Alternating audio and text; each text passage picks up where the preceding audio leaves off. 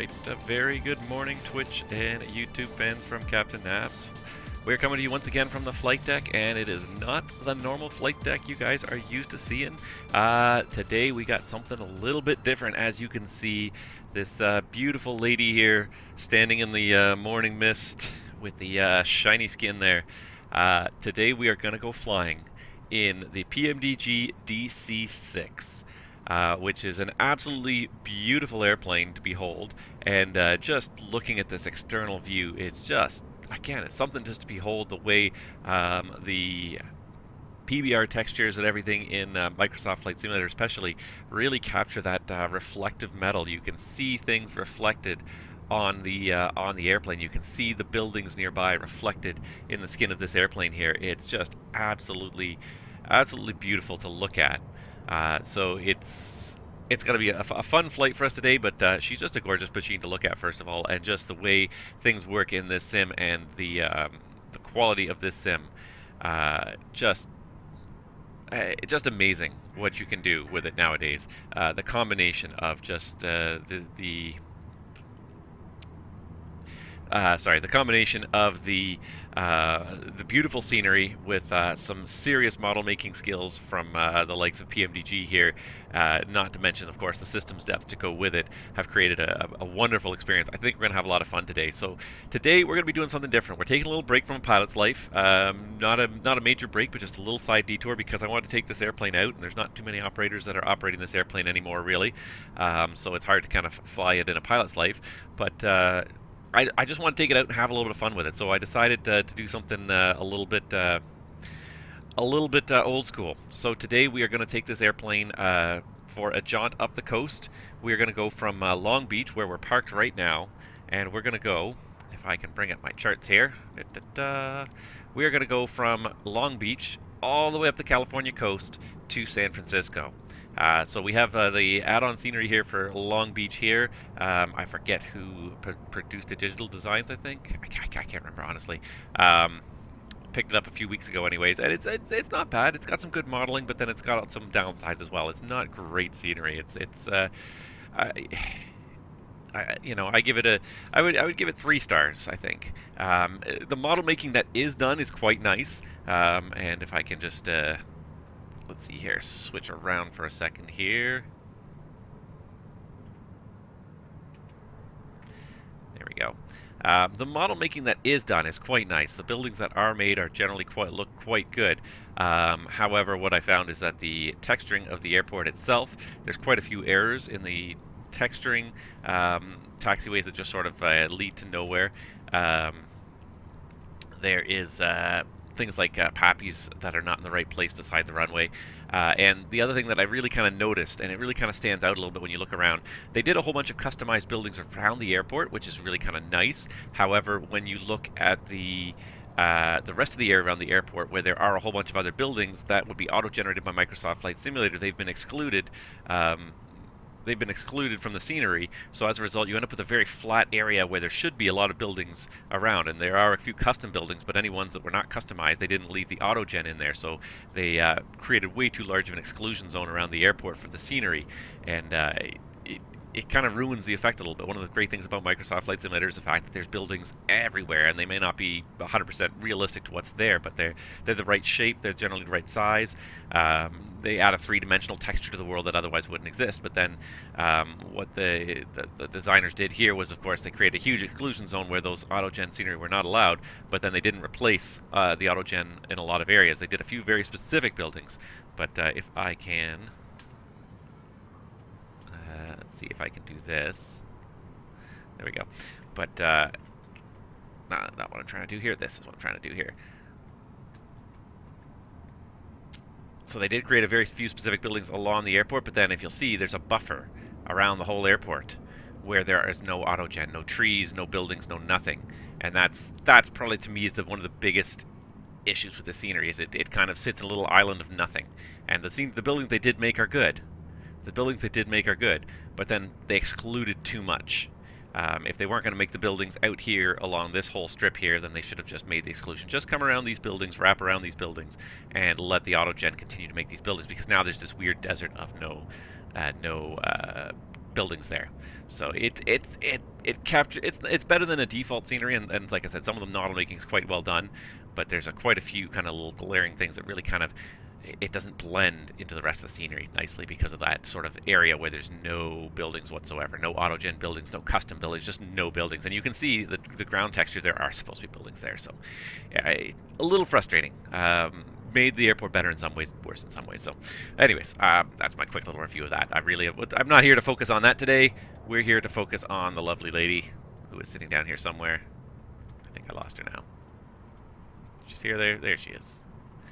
Anyways, this is going to be our bird today, and we are going to go and fly it old school today. So just VOR to VOR, Victor Airway to Victor Airway, all the way up the coast until we get to San Francisco. A lot of waypoints on this. It's going to be a lot of tuning in. There's no GPS, and that's kind of one of the nice things about this. You can have a GPS, but I have opted to do without it today. So let's hop in the airplane, if I can figure out how to do that finally here. There we go. And of course, let's get the track IR going.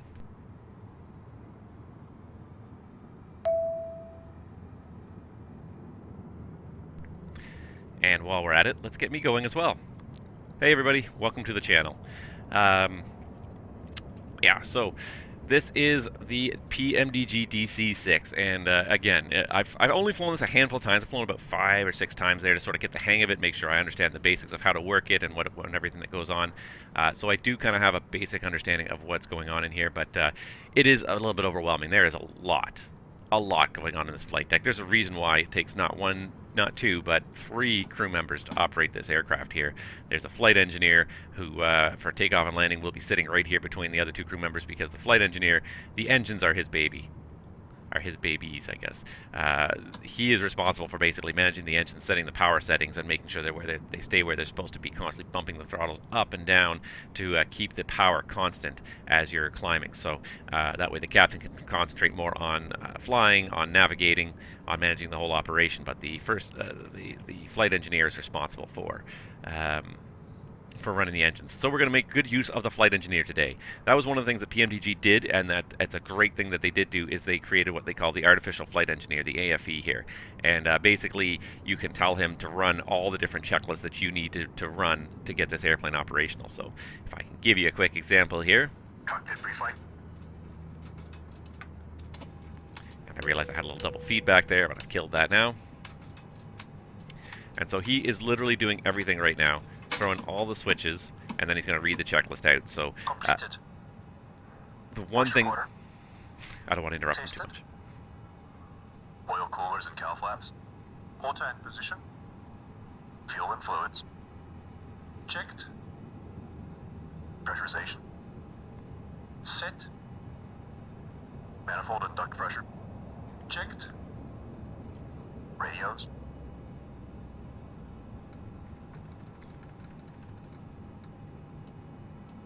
Checked. Doors and hatches. And he's going to close the doors and hatches. So he's doing the pre-flight. He's getting us all ready to go here. So he brought the stairs up. He closed the door. All this stuff kind of happened for us. And it's really kind of nice because the checklists are very extensive. Out. Gear pins. The aircraft it's an old aircraft. All the systems pretty much are manual. There's very little automation in this aircraft. So that's why there is a third crew member, a flight engineer, just to run all the various systems to do the jobs that nowadays would be covered by various flight computers installed in an aircraft. So there's a lot of steps that have to be done. There's very little auto-configuring of anything that happens. Everything has to be done manually, so there's a lot of steps, there's a lot of checklists. You can do it all yourself. All these switches and everything in this airplane pretty much works. There's very little in this airplane that does not work. So, yes, you could do it all, but especially for someone who's new to an aircraft, who's learning it, the manual they include is about 300 pages long. I haven't even gotten through I've gotten through about half of it now, and I'm trying to sort of study it and sort of learn a little bit about this aircraft. But it's 300 pages long, so it takes a long time to learn it. But the great thing is that this automatic flight engineer, because he does all the steps for you, he gets you up and running really quick.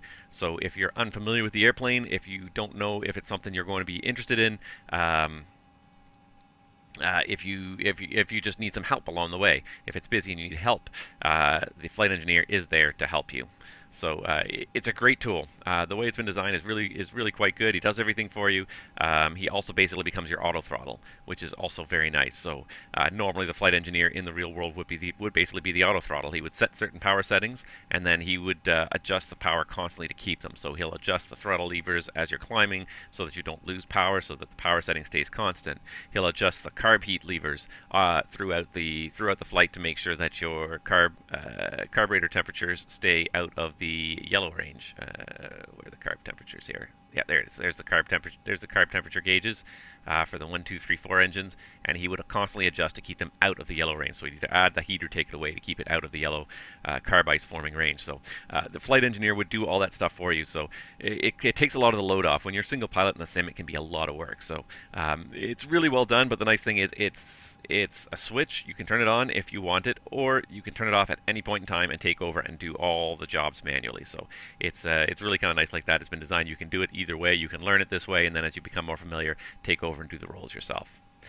This tablet is the most advanced piece of technology in the whole airplane. Everything else, you'll notice, again, there is no GPS unit. Now, there is a GPS unit available, but it is optional.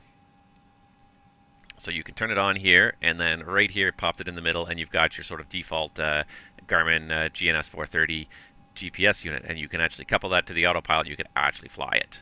We're not going to do that today. Like I said, today we're going to go old school. I'm going to challenge myself, and we are going to try to fly up the coast using nothing but a stack of Bendix King radios from the 1950s here. Just going to use our VOR, and that's going to be it. And I think that's yeah. There's, of course, a lot of other stuff buried here in the tablet.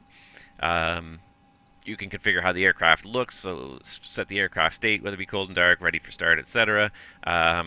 You can, of course, put on pitot covers to connect the GPU, all that good stuff. You can open and close the various doors, and there's also some master lights for all the cockpit lighting, because Robert Rendazzo did a great set of tutorial videos on this aircraft, and the one thing he mentioned is that they've just put lighting switches everywhere. So here's some lighting switches. Let's see. Here are some various lighting switches. Here are some lighting switches. Here are some more lighting switches. Like, there's just everywhere they had like a little bit of extra space, they put a lighting switch. So in order to avoid like they constantly like turning like 1,000 switches when you go from day to night, there are some master switches here that will automatically kind of set a whole bunch of switches all at once. So again, designed to be user-friendly, designed for someone who does not want to spend a year learning how to use this aircraft, but wants to hop in and try and do their best to fly it. So, of course, we got a load manager here. I did file a flight plan. Let's just quickly compare what we've got here to our flight plan. I estimated 67 passengers. So let's see here. Oh, here's where we adjusted. And if you scroll, you can jump by tens, which is all you'd really need to do. 67 passengers, and we'll say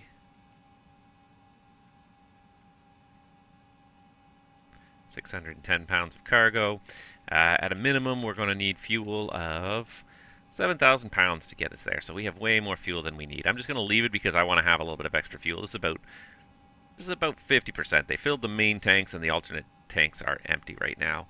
And the fuel gauges will bear that out. So the main tanks are basically more or less full. These are the main fuel tanks. The alternate tanks are all empty, which is fine because normally we would burn the mains for takeoff, switch to the alternates, and then burn the alternates till they're dry, and then switch back to the mains. So we just got fuel in the mains, 16,000 pounds. It's more than enough to get us there. One thing that's nice about flying a piston airplane as opposed to a jet airplane is that it burns a heck of a lot less fuel per hour to get the same amount of power. It's not quite as efficient. Engines are not quite as reliable as a turbine engine, perhaps. But they definitely consume less fuel as well. We already talked about the automated flight engineer, and I am going to make good use of him. They also have a maintenance manager here where we can make sure that everything in our engines is up to par, so we can go ahead and have a look here at all of our various fluid levels, oil levels here, auxiliary oil, anti-icing fluid, all those things. We can make sure that all of our engines are filled up. We can also maintain our engines, so if you have realistic aircraft maintenance on, your engines will wear out over time, so you'll need to periodically repair them, repair the engines, repair the props. As you can see, I put about 10 hours, 11 hours in total on this airplane, about 10 hours on each engine, give or take. and you can see the health indicator here is all green, so I haven't mistreated them. They're all in good condition. There's no problem with them. But if you mistreat them, if you don't if you don't treat them nicely, if you run the temperatures too hot, if you allow them to run in the vibration area, in vibration speeds, high vibration speeds, you'll damage your engines over time. As well as the maintenance manager, you also have the engine stress visualizer, which here, this kind of gives you an overview of how you're treating your engines overall in real time. So it shows a bunch of different things that could be mistreating your engine perhaps, whether it be high cylinder head temperatures, excessive engine RPM, mixture too lean, too much or too low oil pressure, or oil temperature is too hot or whatever, and it'll kind of start to get yellow and red if something is yellow, orange, red if it's starting to get into a bad range. So you can kind of monitor your handling of the engines in real time and adjust them if you need to, so you can kind of see how your engines are being treated by the way you operate the aircraft. And again, realistic engine damage. I have that on. I have most of the realistic stuff here on. The only thing I don't have is a silent autopilot disconnect. I do have a bell if the autopilot disconnects. Again, it's not particularly realistic, but I just kind of I kind of wanted because I want to be aware of it, because it's easy to kind of kick this autopilot off and not realize it. There's no annunciator panel, so it's easy to miss the fact that it's off. But otherwise, that's about it for this tablet. So it just basically helps us, like PMDG has done with their other products. We can configure the aircraft from within the sim. We never have to exit the sim to configure anything, whether it be to load the aircraft or configure different options or anything.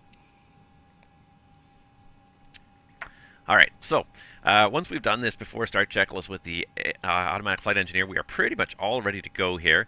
He sets everything you need, and if you don't touch your throttle levers in your individual throttle quadrant, then the flight engineer will set everything for you and leave it. If you start moving your throttles around, it'll override the flight engineer. So in general, once you start flying this aircraft, you don't want to move the throttles as long as the engineer is handling them. So everybody's done our checklist for us. We're basically already ready to go. All we have to do is get these engines started. And so we got a couple things we got to do. Most of our engine kind of controls are up here on this upper panel. Of course, we've got our throttle levers here. These red levers up here are our fuel tank selectors. We've got our prop pitch, and down here we've got our actual mixtures and our carb heat. So we always start engine number 3 in the DC6 first. So we'll set the number 3 to rich. These are the magnetos here that control the ignition system. Right now the ignition system's off, so we want number 3 running on both. The start selector, the flight engineer already set to number 3. And we want to make sure our fuel booster pump is on, because there's an engine-driven pump, but until the engine starts turning, no fuel is going to start moving. So we have the engine booster pump on low for the main tank. And what you want to do is, come over here and have a look at the fuel pressure. These are your 1, 2, 3, and 4 engines, and the fuel pressure, and we do see we're in the 20-ish range, which means we should have a sufficient fuel pressure for start. So then we can engage the starter. So here comes the start, and you'll hear the auto flight engineer count out the propeller blades as they go round. You want to get to 12, and then you want to hit these two switches, boost and prime. Boost will give you extra sparks, and prime will force some fuel into the engine. Give it a couple seconds, 15 seconds or so, 10 seconds or so sometimes, to get this engine started. And sometimes it doesn't want to start on the first try, whether it be because I screwed something up, which is always possible, or because turbine or piston engines, especially radial piston engines, are just a pain in the butt to start. I think I've got everything right here. We got fuel flow. We got the mixtures rich. We got the ignition on number 3 starter. We had the fuel boost pump. So let's try it one more time. Start. 3, 6, 9. Waiting for number 12. 12. Oh, there we go. I heard some life that time. There we go. And you can see now we've got RPM on number 3. Come over here, we do have oil pressure is rising on number 3. Oil temperature should start to come up here, and engine RPM is going to start to creep up once you've actually got the engine started, and it starts to lubricate itself. So we pull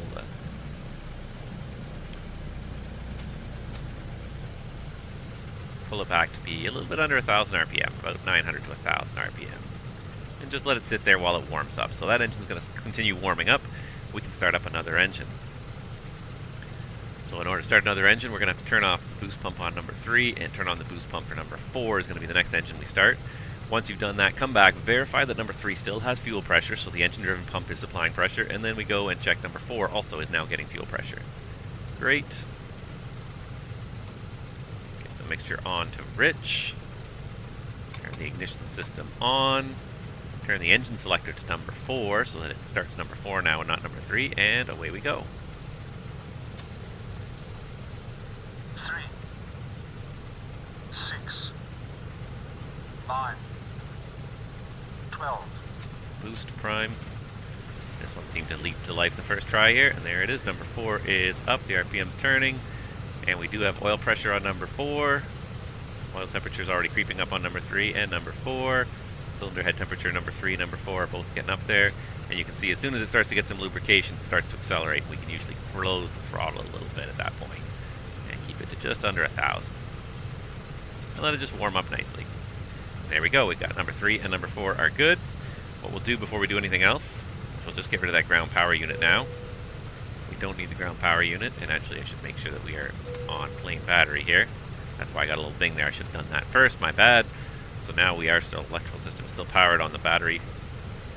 And we can now start number 2. So again, start with the fuel pumps. Fuel 4 booster pump is off, 2 is on, so 4 is still holding fuel pressure. 2 now has fuel pressure. Mixture is rich. Ignition on. Starter is now set to engine number 2. And now this one we'll almost be able to see here. That's the number 1 engine, but we can almost see the number 2. And if I go to the external view for a second there, you can see it turning. You won't hear us counting. 6. So you want to hear that 9 9. and 12 before you start to actually start the engine. 12. Boost prime. And here it comes. Alright, number 2 RPM is up. Number 2 oil pressure is coming up. See, these oil temperatures are slowly creeping up as the engine starts to warm up. Alright, and now it's starting to accelerate a little bit there. Wonderful. And last but not least, we're going to do number 1. Alright, so number 2, fuel pump is off, pressure's holding, 1 pump is on. Get the last mixture to rich, the last ignition system on. And select engine starter number 1, clear on number 1, and hit the starter. And you'll see, there goes the blades, you can bounce them out, 3. There's 3 blades, so you want to see the engine basically pull through 4 times before you actually try to start it. And I honestly have forgotten the reason why. Randazzo explained it in one of his tutorials. I've honestly forgotten the reason why. There was so much information coming at me there. There we go. Number 1 is started. We got oil pressure number 1. One thing you'll find, I have a bit of a hard time kind of keeping these thrust levers even because I have a hard time. My throttle quadrant needs better calibration, but I just can't seem to find it. Alright. What you'll see here is that we do get a little orange light on here, the oil pressure low. That's not uncommon when you're in ground operations. As long as you look and say it's not at 0, it's just a tiny bit below the red line there on the number 3. That's not at all unusual to see this come on during taxi. However, during flight, you should always have sufficient oil pressure. Alright, so we got everybody up and running. We're just going to turn that fuel booster pump off. We're going to turn the engine ignition selector off. We're going to verify again that we've got sufficient fuel pressure, and we are basically more or less good to go. Let's go ahead and do the after start checklist. Start selected boost pumps. Off and off. Battery switch. Plane battery. Generators and inverters. Checked and on. Emergency lights. Armed. Ground power. Removed. After start checks complete. There you go, pretty easy. The one nice thing today is we do actually have LAX Center. Oh no, he's gone. He was on. We had LAX Center online. We've lost him now, so too bad. Alright, so we need to make sure we know what we're doing here. So the first thing we're going to do is we're going to make sure we have Unicom up here. 22.8 on our COM1 here. Come on, you can do it. There it is. 22.8 is up. I'm going to make sure our transponder is actually 2000 for an IFR. We're going to actually Yeah, we'll turn it on now. So we're just about ready to taxi here. And I've got my flight plan actually right up here. So just because I want to make sure I have all the frequencies handy, my Lido flight plan has the frequencies I need dialed in, and it's got the radials in there as well.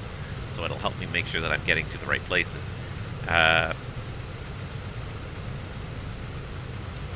Yeah, so let's see here. Los Angeles VOR 113.6.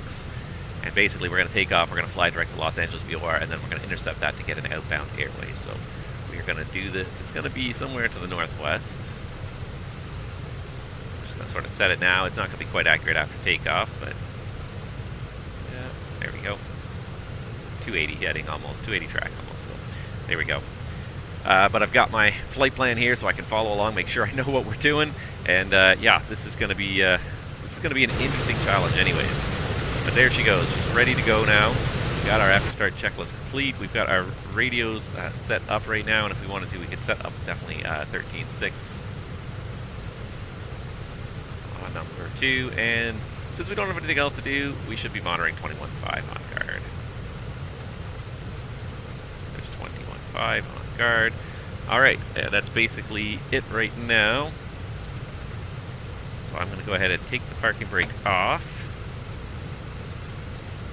Going to eke the power up a little bit here.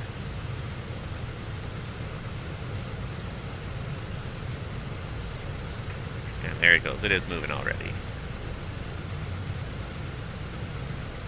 Let's see if we can get this thing to turn here. She can do a pretty sharp turn, which is kind of nice. One thing I have not been able to really successfully do very well yet is it's actually reversing the aircraft. So the aircraft does have reversible props. I've never quite been able to get this lever to work properly here.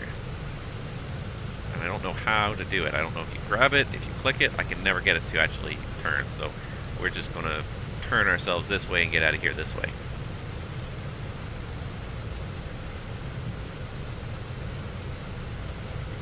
Alright, and I'm being a bad pilot because as much as I'm excited to get going here, I should probably make sure, just get the park brake back on for a second here, that I do have the correct altimeter, and I know what the winds are. I'm so excited to get going. Alright, it's, let's see here, 3002, the winds are at 160 at 3, so I think we're going to be departing, I think it's 1.5 there. So 3002, first of all, let's just make sure we got that set on the meter.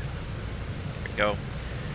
Alright, and let's just pull up those charts just so we know what we're doing here, because I do love my Navigraph charts. But especially with this built into the sim now, it makes it a little bit easier for me to show you guys what I'm doing and what I'm looking at, assuming it loads, which it's not going to load now for me, of course, because I want it to load. There it goes. So we're going to taxi for departure off of runway 12, that's the runway. So we'll have to take a little bit of a convoluted route. We'll go up Charlie. Actually, what we do is we do Charlie, Golf, Delta to hold short of 12. And you really want a long runway on this. You don't want a short runway, so yeah. And then the SID, is there a Long Beach departure? I don't have the ability of doing any RNAV departure, so I don't need anything fancy. Anaheim 1 departure. This looks like a non-RNAV departure here.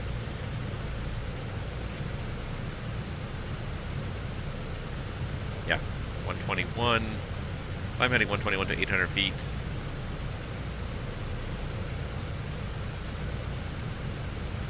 And it seems to get us onto the Victor Airway. This is the Victor Airway we need right here, Victor 299 out of LAX, so that's actually good. Yeah, so anyways, we're basically just going to fly heading 121, and then we're going to turn more or less direct towards the Los Angeles VOR because we don't have any ATC online to give us anything different at this point. The other thing I should have, and I'm a little bit behind the 8-ball here.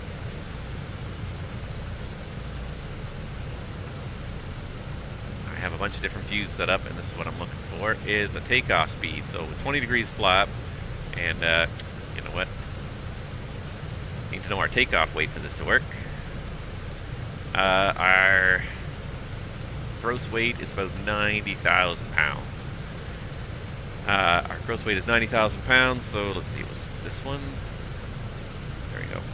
90,000 pounds. So here's my chart, 90,000 pounds. And V1 We're going to set it here to 92 knots for sea level to 2,000 feet. V2 is going to be 107. And that's it. So 91 knots, and we're looking 91 knots, 92 knots. 92 knots, and then V2 is going to be 107. And I really should just write the stuff down so I don't have a chance to forget, because there's so much going on in this airplane. So there's no bugs on our airspeed indicator. All right, so we're going to accelerate to 92 knots. We're going to rotate about 100 and climb out at we'll say 117 initially at least. All right. Now we're ready again here. And it's a lot of power between these 4 engines. It doesn't take a whole lot to get them moving as well. That's one thing I found as well. It does not take a lot of power at all to get 4 engines in this DC6 movement, or for the 4 engines to get this big beast moving. It's a big airplane. But there's a lot of power here too.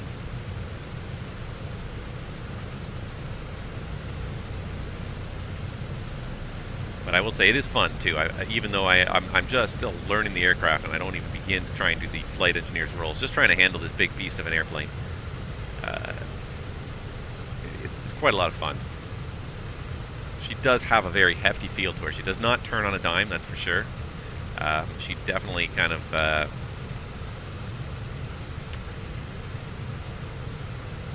you definitely kind of need what am I trying to say here? You definitely the controls are very heavy. You kind of need to put a control input in there and hold it and let the airplane give the airplane time to react. She does feel like a heavy airplane. The flight controls are unpowered. They're just simply cable driven with a little bit of augmentation from some trim tabs, but otherwise it's basically just pilot driven. So it is you need quite a bit of force because it is a pretty heavy airplane. This is we're going to be at 90,000 pounds for our gross takeoff weight, so it's a pretty heavy airplane. It does feel like it too when you're actually maneuvering through the sky. It does not turn on a dime. You don't do things quickly with this airplane. It really is truly an airliner. It's designed to kind of go in a straight line and you just sort of keep on going. It's not designed to turn quickly and easily. It's not designed to accelerate quickly.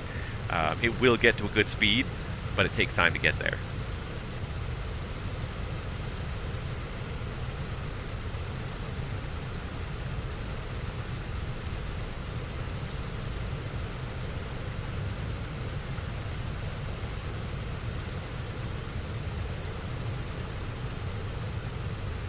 There's weird things about the way the taxiways are drawn here, the way there's these taxiway edge lines just go across another taxiway. I feel like the designers kind of just really kind of rushed to get it out there without trying to get the best scenery out there that they could. I feel like aspects of it were rushed.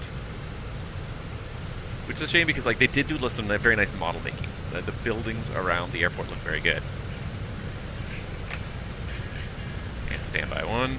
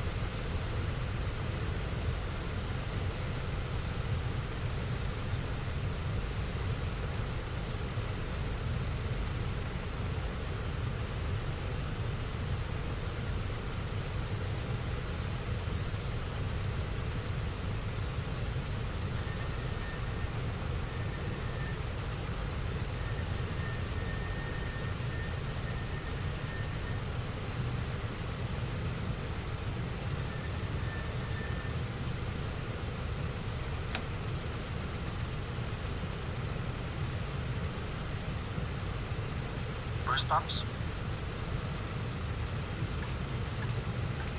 Boost pumps on low. Fuel selector and crossfeed.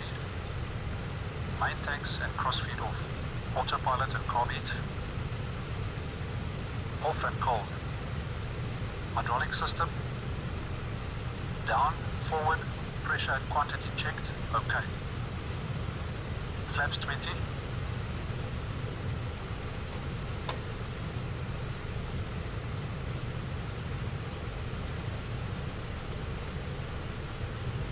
Flaps set 20.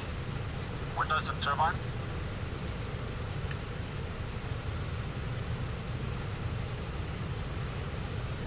Closed and on. Controls. Gust lock released. Free. Detonator. On. Mixture and cowl flaps. Bridge unlocked. Set. Transponder. On. Landing lights.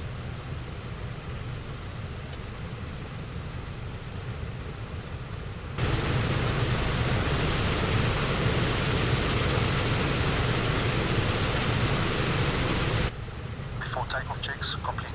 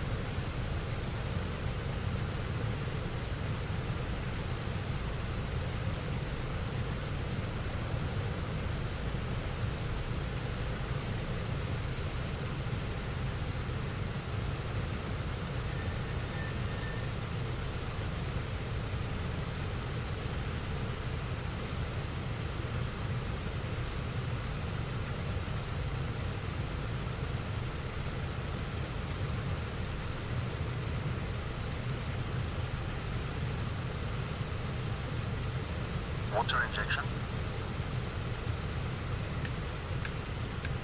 On. 30 inches stabilize. 30 inches stabilize.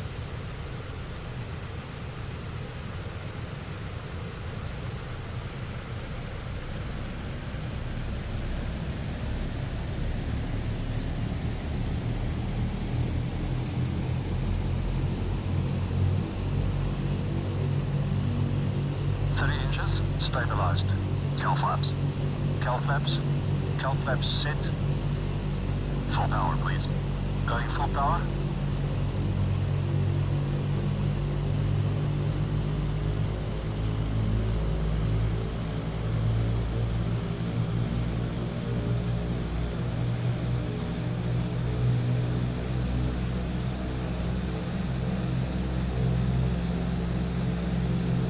Full power set.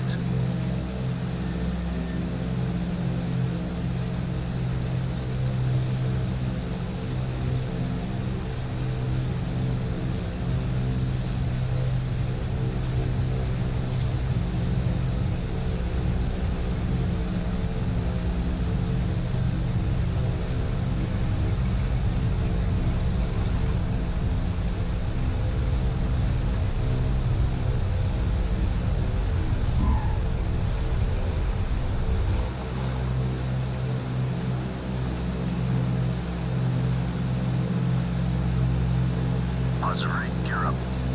Gear selected up.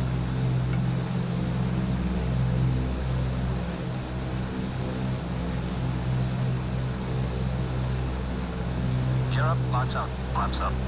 Flaps going up.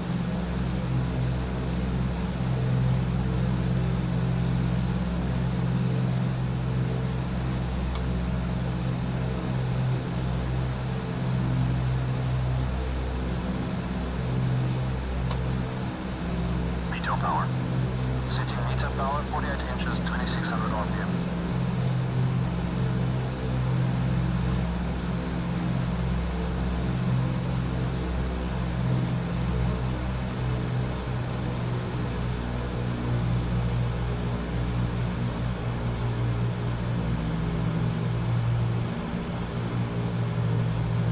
Meter power set. Climb power. Setting climb power.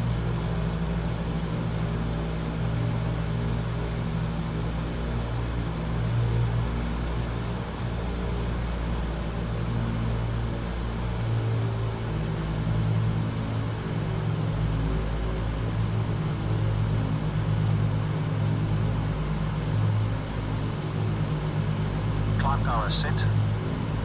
After takeoff checklist, please.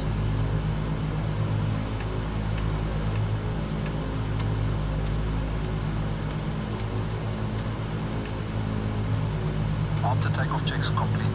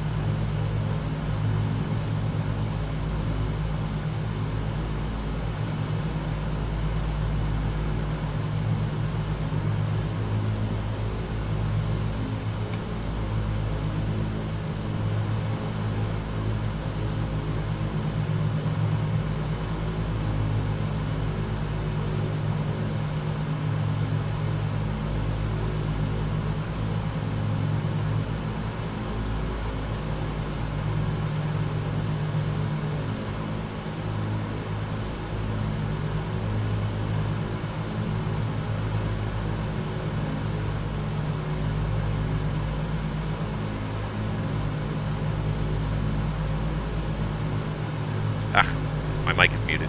Thank you. Thank you very much for that.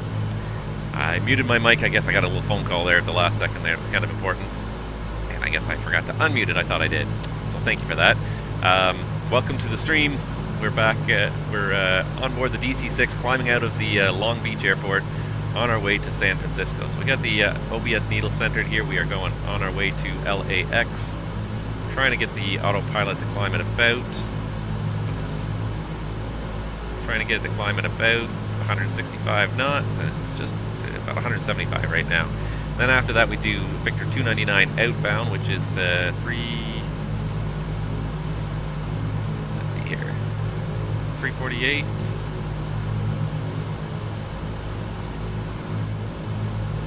We can always check as well on our chart here. So the outbound radial, nope, that's going to be 276. 276 when we get overhead the LAX VOR. There we go. I think we found a power setting that worked pretty nicely here. And get a little hesitation there, but here comes LAX there. There's the airport right there. The VOR, I think, is just on the south side of the airport. So once we're overhead that, we're going to take an outbound track to 276, and we're just going to fly the Victor Airways all the way to San Francisco. Old school. I've turned off the GPS system. There is no GPS in this airplane. We are going to do it the way they did it back in the day when this airplane was made. So now we got 165 knots being held really nicely there. We got about 40 inches of manifold pressure, and the automatic flight engineer is just going to constantly bump these throttle levers forward to keep it at 40 inches for us. That's the nice thing about this automatic flight engineer, is he does these things for us. Just losing a tiny bit of speed, so we're just going to just pitch down ever so slightly. And let's see here, if we do have 9 miles to go on the DME. So we do have a DME, that's about the most advanced system we have in the airplane. Looks like there's a departure out of LAX down there. I don't know if you guys can really see that, but right there's a little white light just climbing across the bay there. That's it. This is our whole goal, is just to enjoy this beautiful California scenery, this beautiful Friday morning, and see if we can't coax this old bird all the way up there. So we're already up to 55. We're looking for 12,000 for cruise altitude today.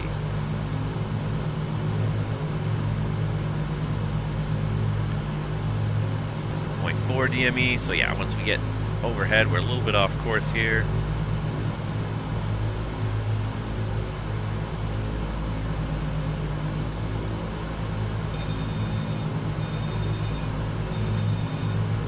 Nope, the autopilot went off. And then to re-engage it, it's a little annoying because you gotta... Okay, come on. Wow. Just completely lagging on me here. Come on. Come on, wake up, wake up. Alright, so we gotta... That's not that one. All these levers down here. So we gotta disengage the autopilot mechanical servo, put the switch back on, but it keeps freezing on me here. I don't know why it keeps freezing on me. I've never had this problem in here before. Gotta center that, then we can turn it on. Then we can turn on the servo. Alright. And I believe that we should be able to track the VOR, but it does not seem to want to do it for us here, so we may have to just dial in some manual heading corrections here. Which is annoying because it's not even a heading correction, it is literally just a roll correction. So you actually put in the roll and it'll hold a heading. It'll hold the wings level, but you have to even control the roll to get to the heading. So it's very, very old school, but I mean it's better than not having any kind of autopilot at all. Alright, so here comes 3.5 miles, 3.4, we're going to be there in about 1 minute. Just coming up overhead LAX here at, what are we at, almost 7,000 feet here.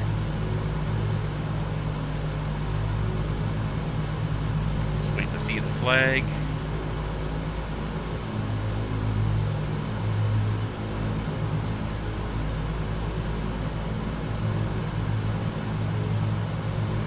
I don't know why it's so laggy today. Sim has not done this for me. Or where it's been like this, where it's been this laggy.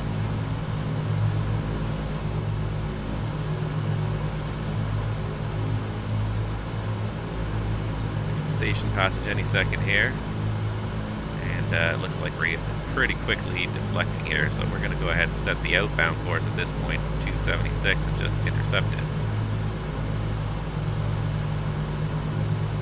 Go. We've gone through the station, so we're just going to do a little bit of a left turn here, establish ourselves on a 276 heading. There goes the station passage there.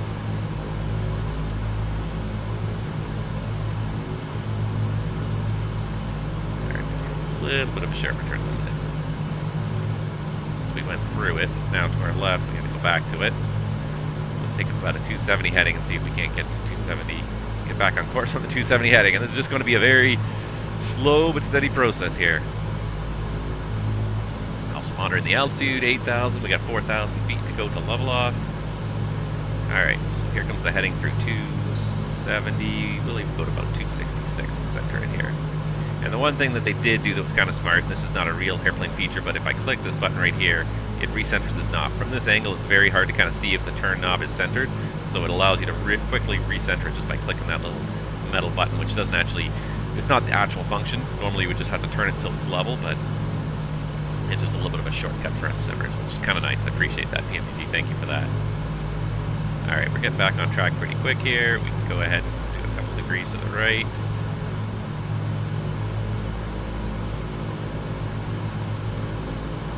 Got the 270 heading. See if that keeps our OBS needle centered here. Alright, number 2, we do have 13.6.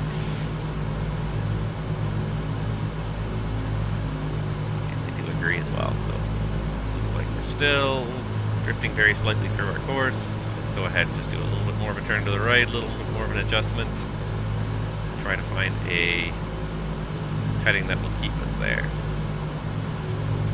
The winds are pretty light down here today anyways. It's a little bit of a pity we don't have LAX Center, but it's a little bit easier because it's not a distraction at least as well too. They were on too. When I first fired up the sim, they were here, and then they've gone for the day now, which is a pity. Alright, so now we got it more or less centered. We're flying outbound on that radial until we get to the Sadi intersection, which is 17.8 miles from Los Angeles, and then we're inbound to Ventura 1082. So let's get 1082 ready to go.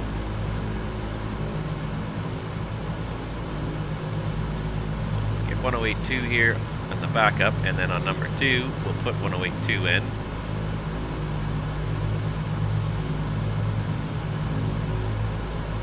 And we'll see if we have a signal here. It looks like it does have a signal, so we will be able to switch over when we get to Satty there. Here we go up the the California coastline. Past like Malibu and all beautiful places along the Pacific Coast Highway here. And it's just going to be a beautiful, beautiful day out here too, which is perfect for this kind of flight. I just wanted to be able to do some sightseeing as we went here. Looks like we're drifting very slightly left, of course. So we're just going to go another couple degrees to the right. It takes another couple seconds to react, and then recenter it again. Definitely not the fastest thing in the world flying this airplane. But she will actually, once we get into cruise, we'll get up to about 200 knots indicated. We'll be almost doing 300 true. It's not a bad airplane. It's only going to take us about an hour and a half to get to LAX, I believe.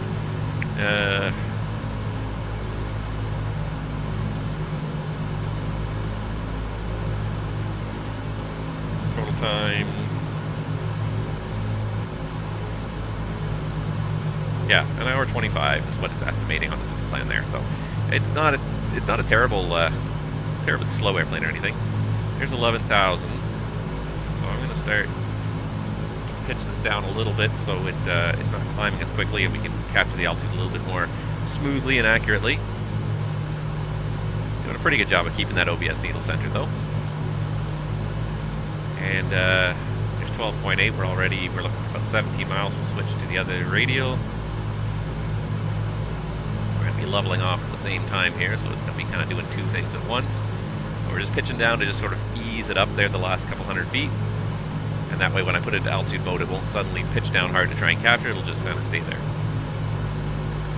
But this is basically it. I mean, we don't have really an after takeoff checklist. Once the flaps are up and the gear is up, that's basically it. And we just keep on trucking.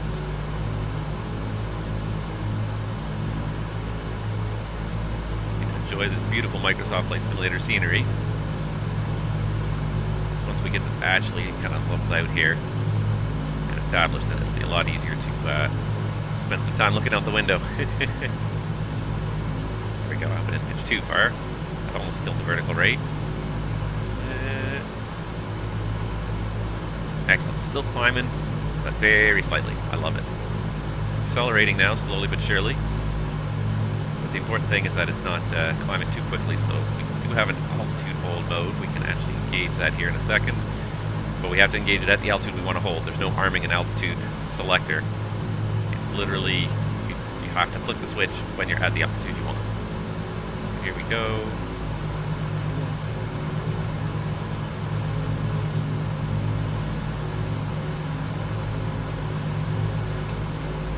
Here it is, 12,000. We've got the altitude hold engaged. And it should hold it pretty well. I think I got it within about 10 feet there, which is pretty awesome.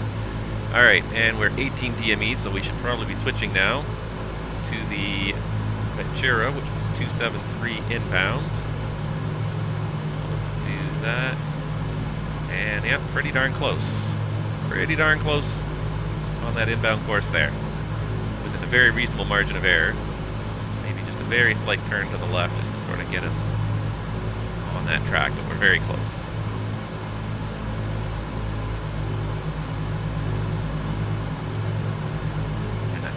Center it, just let it sort of fly there. We're only 11.5 miles away, so then we're going to need to know what our outbound course is from Ventura.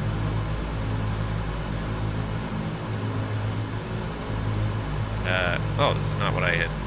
Yeah, that's what I planned. Yeah, there it is, Ventura, Oxnard. And then the outbound radial is going to be 289. So we're going to turn to 289 when we get to Ventura in 2 minutes. And navigation is basically my full-time job without a GPS.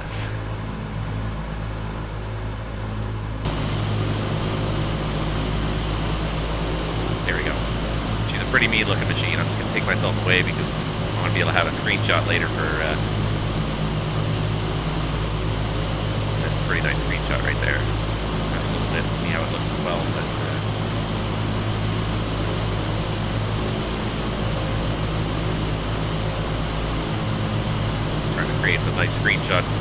title card, but here you go. What a beautiful machine. Not, and it doesn't fly perfectly. It does kind of undulate a little bit here and there. You know, it's not something where the flying is perfect. It does have this sort of life of its own. We can also check on things like our engine stress now that we're in flight. Engine stress visualizer. Our oil temperature is moderate stress range, but it's not unusual given the power setting we're at. It's below the yellow arc, so it's not. You know, as long as there's a reason why it's in the yellow range, we're still operating at climb power here, which is accelerated basically as fast as we're going to accelerate. So let's go ahead and get you to give you cruise power at this point. Setting cruise power. And we're a little bit to the right of the VOR. I'm not going to correct too much. I'm going to correct a little tiny bit here, but eventually we're going to turn to the right anyways and intercept the outbound. So there's not much point making like a big correction at this point. We're just trying to sort of average it out. But there we go. So now we set cruise power, and we're indicating about 220 almost. Cruise power is set. And that's it. And here goes our fuel gauges. You can see we've used a fair bit of fuel already. We had about 4,500 to start. Between 4,000 and 4,500, so we used about 800 so far. But now our fuel flow is pretty stable. Let's see here. Fuel flow is looking at about 600. Cruise checks are complete. 600 pounds per hour per engine. So given that, we have each of these engines is burning 600 pounds per hour. We got 3,600 pounds. We still got 6 hours of fuel in the tanks here. Alright, and there's the outbound track, and I've already forgot what I said. What did I say, 289 I think it was? 289, yeah. So let's go ahead and start a right turn a little bit here, because it looks like we probably have gone through it, and yeah, we did. That's 289 right there. So yeah, we missed it. We were too busy doing the cruise check and blabbing. So here we go. Make a right turn here and get us back on that. So we'll make a right turn about 300 and then kind of intercept that outbound. I should have started the turn a little sooner. I kind of distracted myself a little bit with the power settings and everything else we talked about. I'm trying to be a good pilot here. Really kind of would be nice to have some ATC. I think that would make it a little bit more interesting. Alright, so we maintain the 289 radial all the way till we get to Santa Barbara. San Marcos. 114.9 is the next one. But this is quite a ways away. 114.9, and I'll get 14.9 ready to go up here. There we go. How are we doing? Oh, now see, now we're very close to on course, so let's go back a little bit to the left. Hold the course now. I think the winds are fairly light today.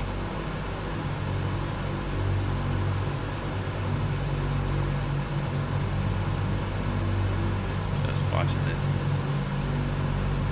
right gyro here.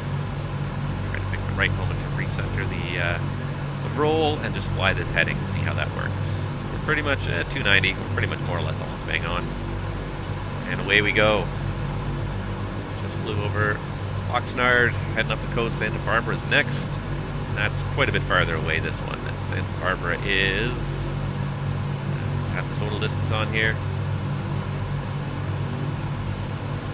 It does not seem to 43 miles in total. Then there's a 16 here, probably where these two airways intersect. Victor 186 here.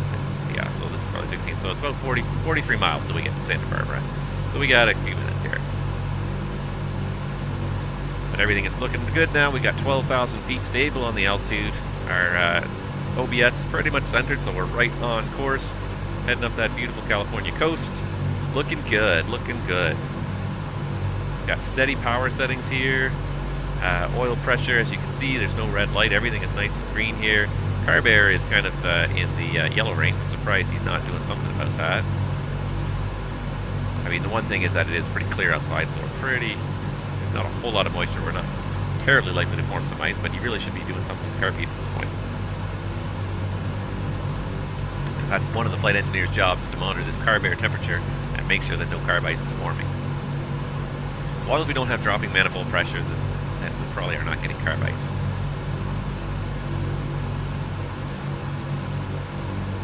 Cylinder head temperatures are okay. The green.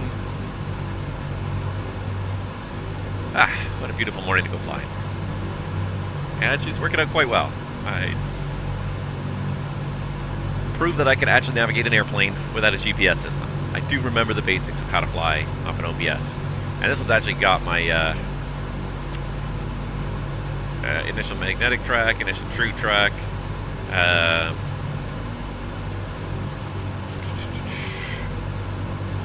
Doesn't have an actual heading to fly though. That surprises me a little bit. Magnetic track, true track.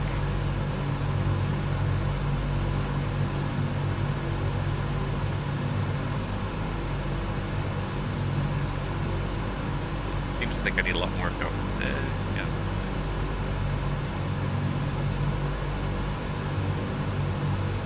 Distance, range distance. It does not actually have a track to fly on this flight plan.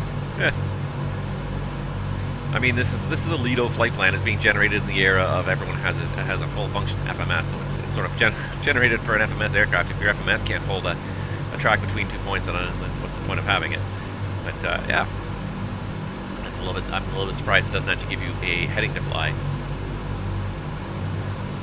All right, so he's got it set right here at 150 brake force.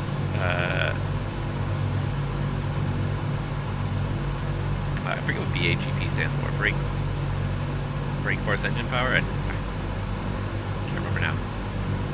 Solid 35 inches of manifold pressure. Got a nice 2250 RPM going. Everything looks nice and stable, and that's what you want in a radial engine. You don't want to see fluctuations. You just want it to be stable, and we're just going to keep this power setting the same until we basically are just about ready to land.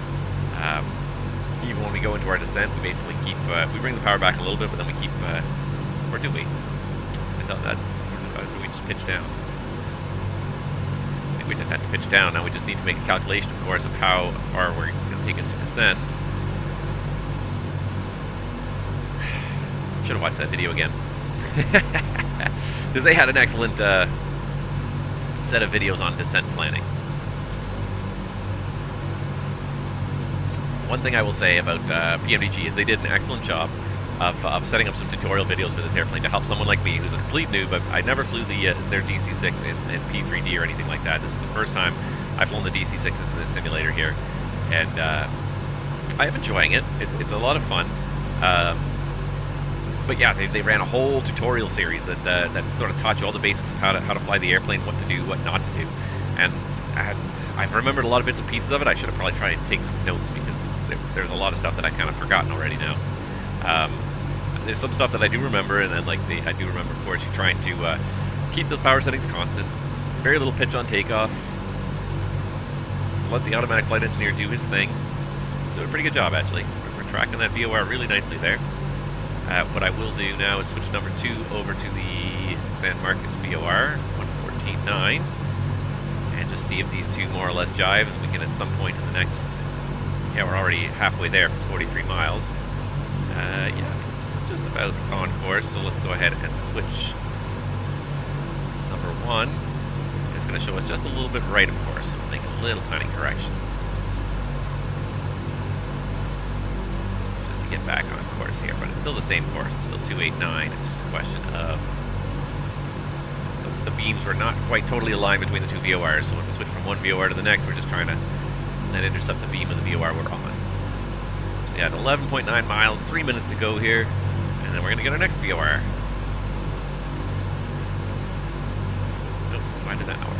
Tried to do this.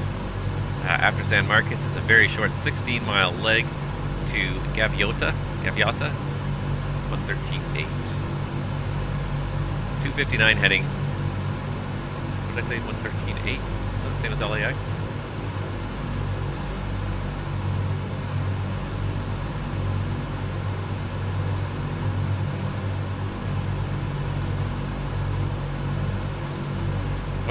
Okay. I was like, how could you have two VORs with the same frequency so close together? We've only got like 50 miles. Okay, so 113.8 could be the next VOR.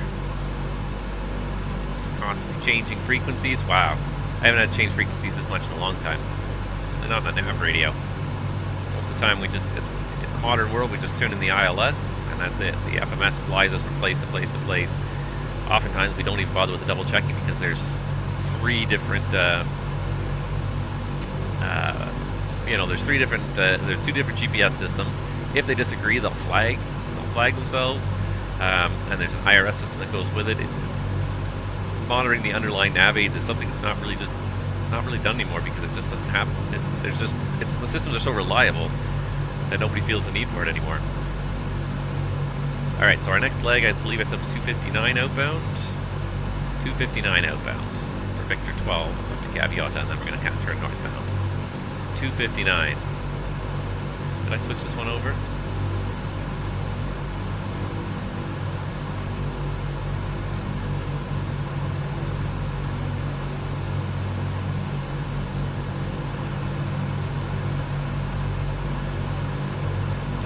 Like Grand Theft Auto from from 10,000 feet, the golf course and everything.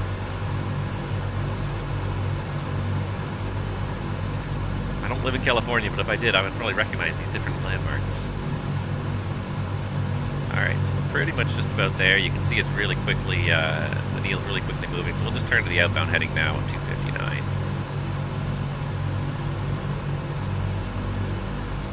Once that thing starts moving really quickly, it's an indication that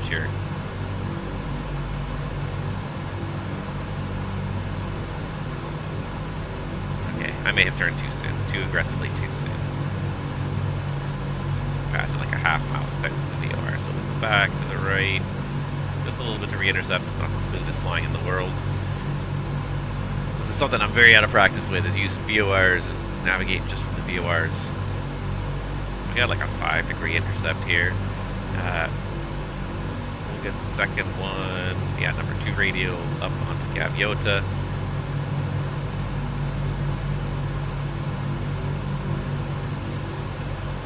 Our number 1 is slowly shifting here, so we will intercept this track in another mile or so here. And then at Gaviota, we take a big right turn and head north for San Francisco.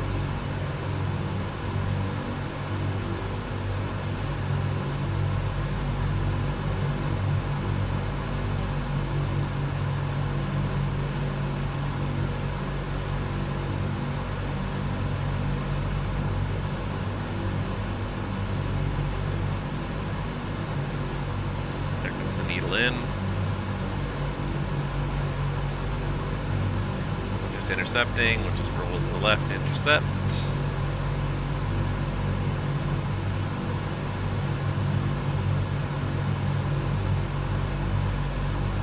Slowly blowing us back on course here.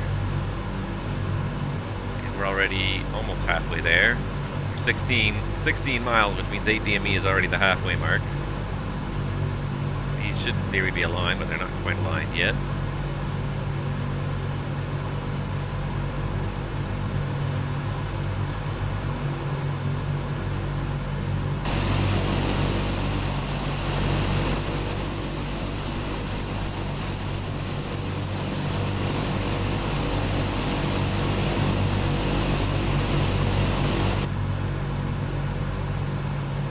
There's 8 miles, so we should be able to switch again to the next one, 13.8, track 259 to it. Again, we're still a little bit south of course, so a little bit of a right turn here. And the big thing we're going to need now is our outbound. It's going to be, let's see here, chart here. Outbound's going to be all the way over on 307. We're going to fly 307 out to Morro Bay at San Luis Obispo. And that looks like a good, only 36 miles. Where is it?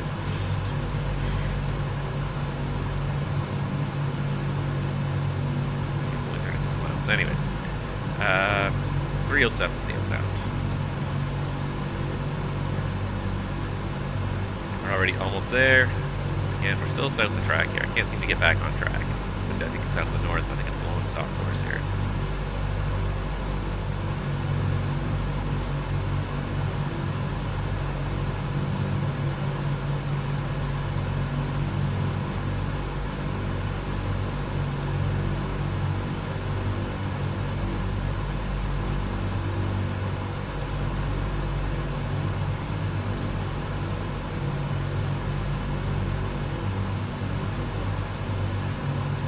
going to try to track 307 outbound here.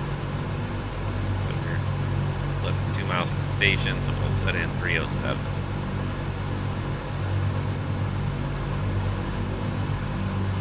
Everything's centered, so we're in the cone of silence over the station. This time we're almost right over the station. And then we didn't do the turn until we passed. Didn't start the turn until we were over the station, so we overshot, but we'll get back to it.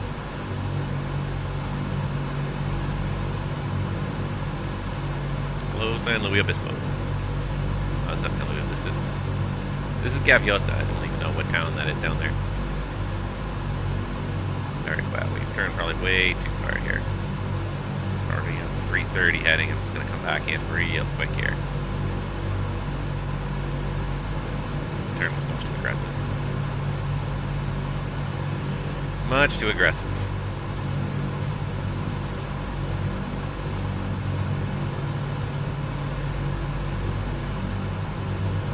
There we go. Actually, we've done a pretty good job here.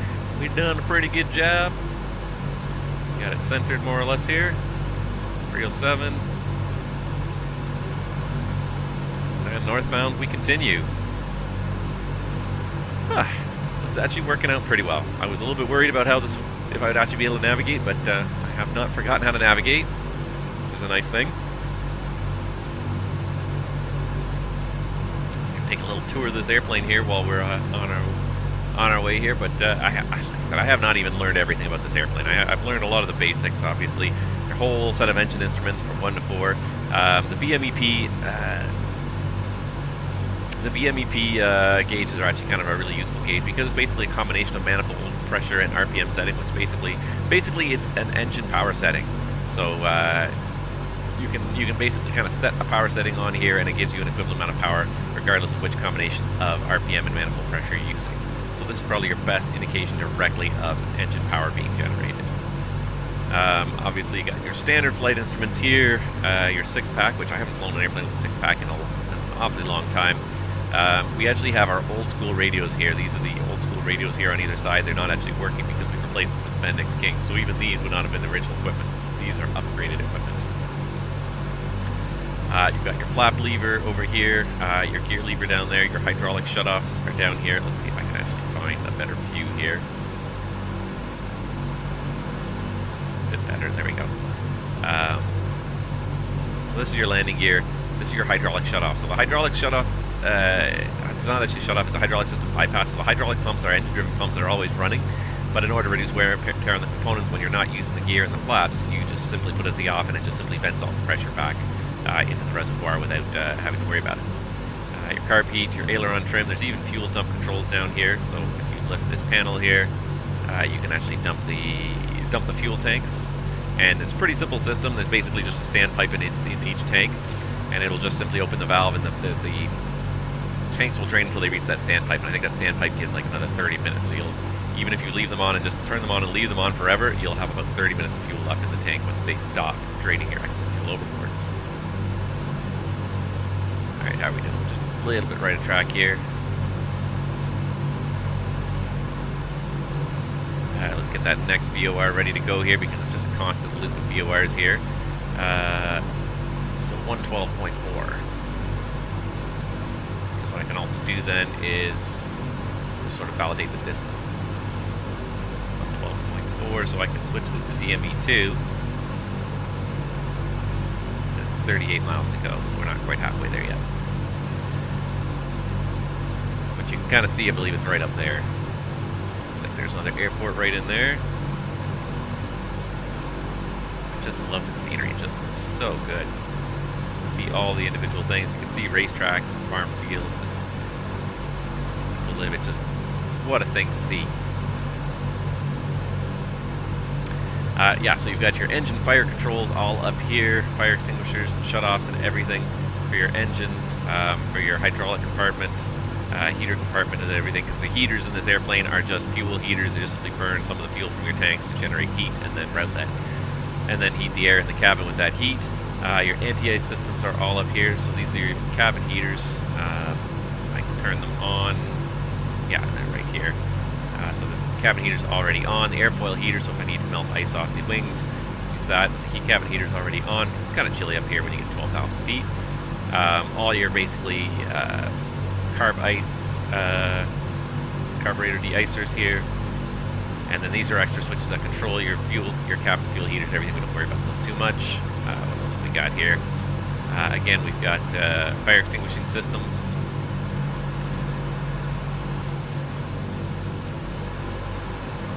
Fire detection test, windshield heat.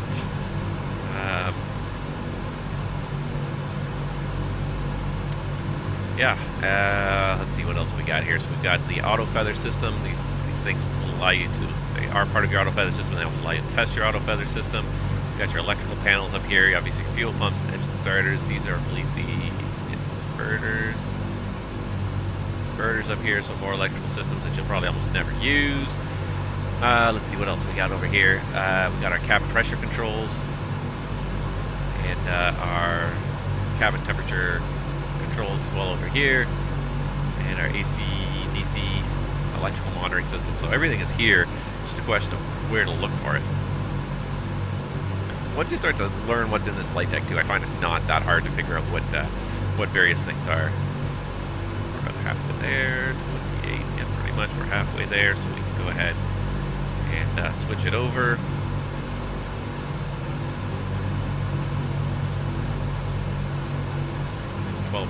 Right? I need to set up with a number. Yeah, so 112.4. Track the next VOR inbound and just VOR to VOR. 60 something people behind us.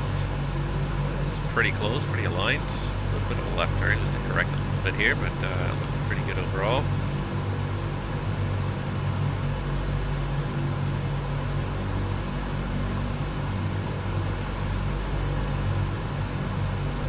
It is a fun little airplane though.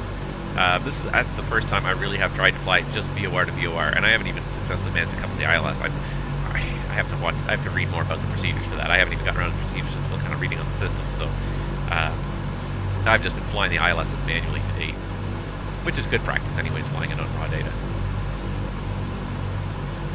All right, so let's just check what we're going to do on our next leg outbound from the Morro Bay, San Luis Obispo VOR. We have to fly 16 and 21 is a grand total of 37 miles until we get to Blanc, and then we make a turn towards the next VOR, towards Big Sur. So Morro Bay, outbound is 292. So we're looking for 292 when we get to Morro Bay in about 5 minutes, so we're just up ahead here.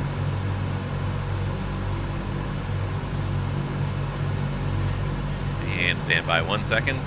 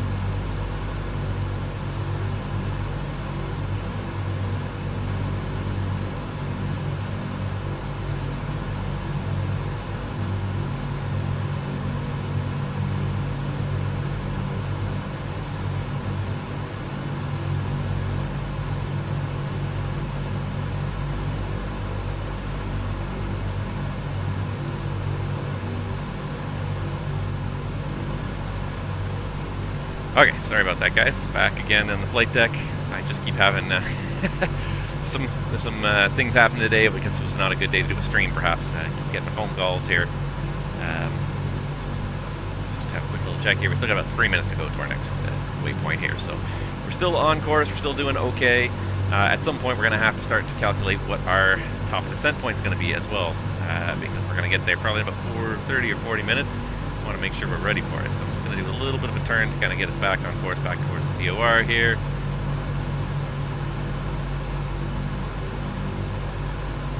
Alright, and I've already forgot because of that. I forgot that distraction. I forgot what my outbound was. 292. 292 is what we're looking for outbound.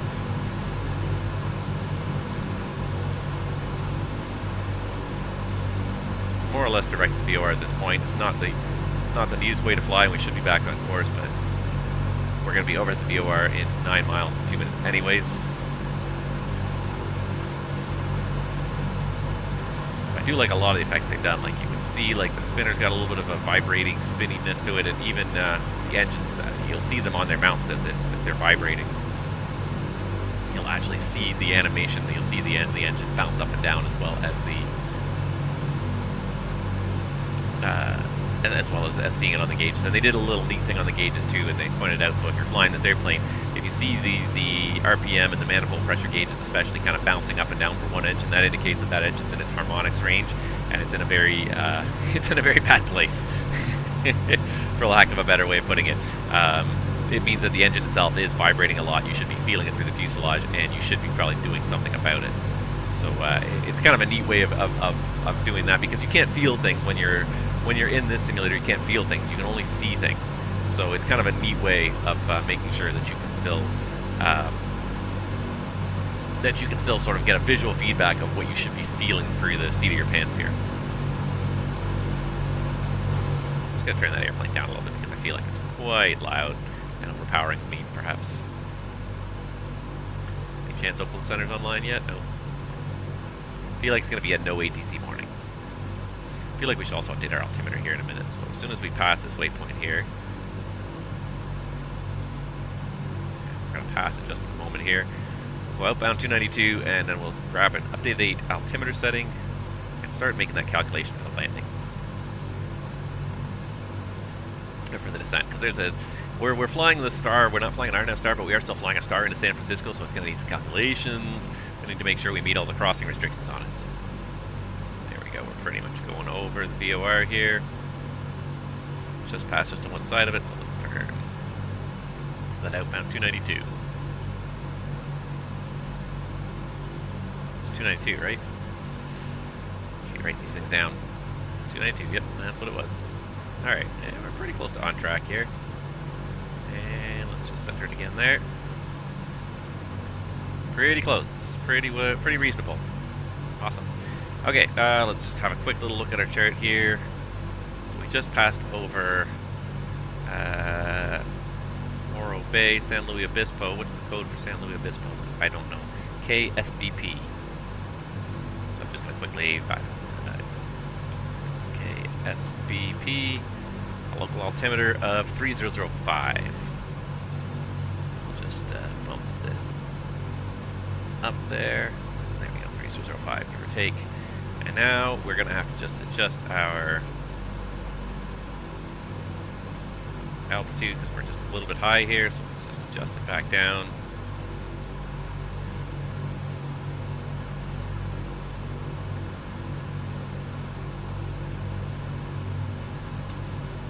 There we go, bang on 12,000 again. Okay, so let's start fast forwarding a little bit here while we track outbound, and let's just fast forward here to San Francisco and start working on the Star here.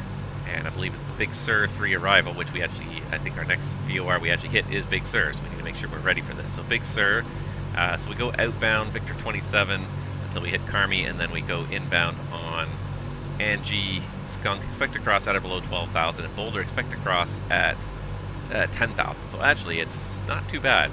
And then we got 20 miles to go there.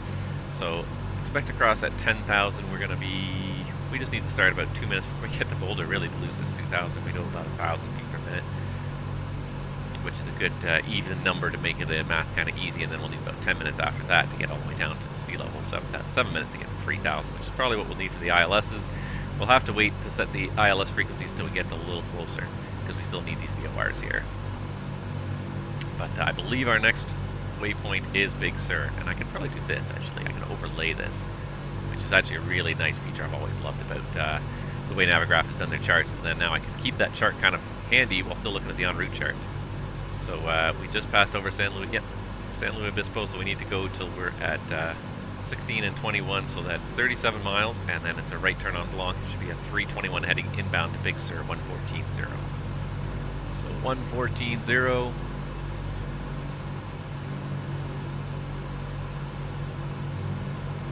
Get that one up there right now, and it's not receiving at all right now, but that's okay. Just carry on trucking. Now this is the one thing that I think it's problematic for this sim, is the autopilot hold does not work properly if you don't use B to reset your altimeter. Now it's going to track 12,000 properly, but the internal logic does not recognize you adjusting the barrel manually. You have to hit the B button for the autopilot's internal logic to recognize that the altimeter settings change, which is dumb. I think it's incredibly dumb. But anyways, what do I know? Just a pilot after all. It's just, you know, I think maybe it speaks to the design and the testing process, and I'm sure there must have been some people that complained about that. But yeah, there's a disconnect there. So if you don't press the B button to reset your altimeter, the autopilot's sensing of the altitude will not be updated for the new altimeter settings. I just don't like to do it. I am a pilot. I believe that the only way to change the altimeter is to go in here and touch this knob. I don't press a button on the keyboard and automatically set it to the altimeter setting that I don't even know what it is. You know, it bothers me a little bit. You know, I want to interact with the sim as realistically as possible. I don't mind having switches, but certainly something that's setting like a value. Like the barometer is a certain value, and you have to set the correct value. If you don't set the correct value, then you're going to have an error. You're going to have a problem. But it's up to me to do that. So I hate pressing one button that automatically sets up all those values without me manually checking the value and putting it in there myself. That's just not me. I want to set it myself. Anyways, let's see here. We'll look at 37 miles.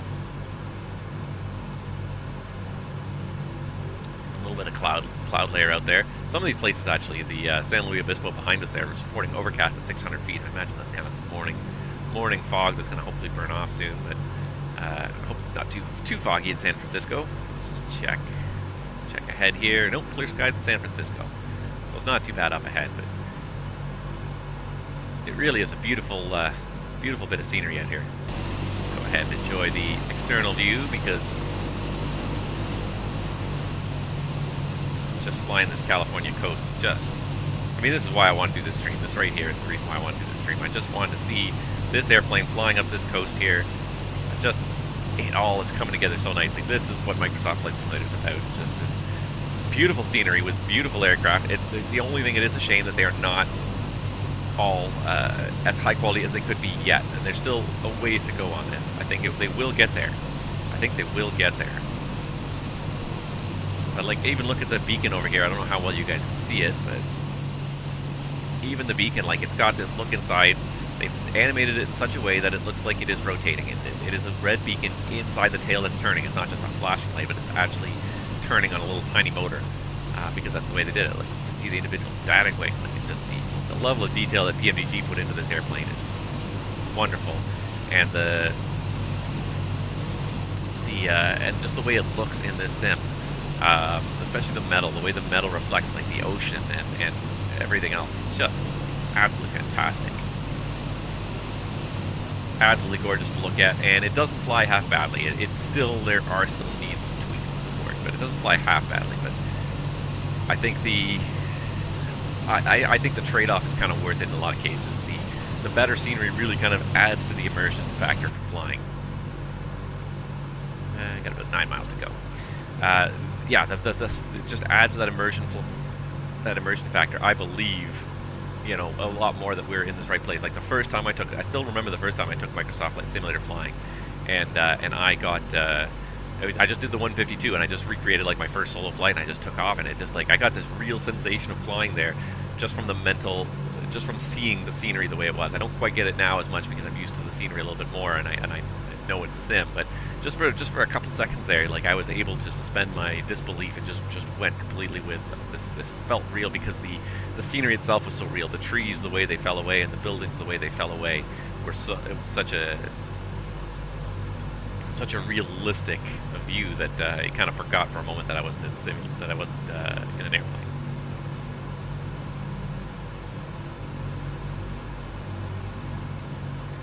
All right, so we're looking for 37 miles. Oh, and there we go. The looks like the Big Sur is on there. Let me just make sure I got the frequency on my number 2 as well here, or my number 1 as well. So it's ready to go. So 114.0. 37 miles, and I forget what the inbound is. The Big Sur inbound is 321. 321 inbound.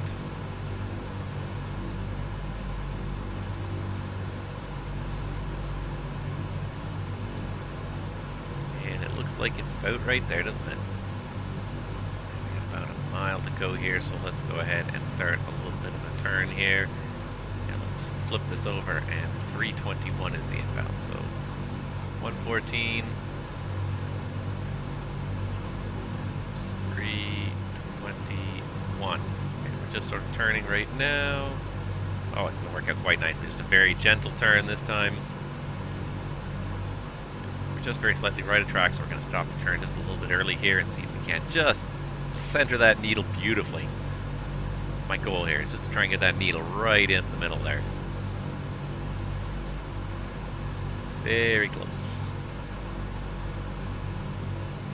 310 heading, so we should just kind of slowly intercept here, especially because we are about 35 miles out again from Big Sur. Oh, like that. Just perfect. Let's get it over to 321. We're very close to it. What are the winds coming up here anyways? Over Big Sur, the wind's 147 at 12, so it should be almost a tailwind, a little bit. So we should pretty much just center it here on the 321 heading, and it should just perfectly stay on there more or less. 320, not quite. Just one more degree. Let's be precise today.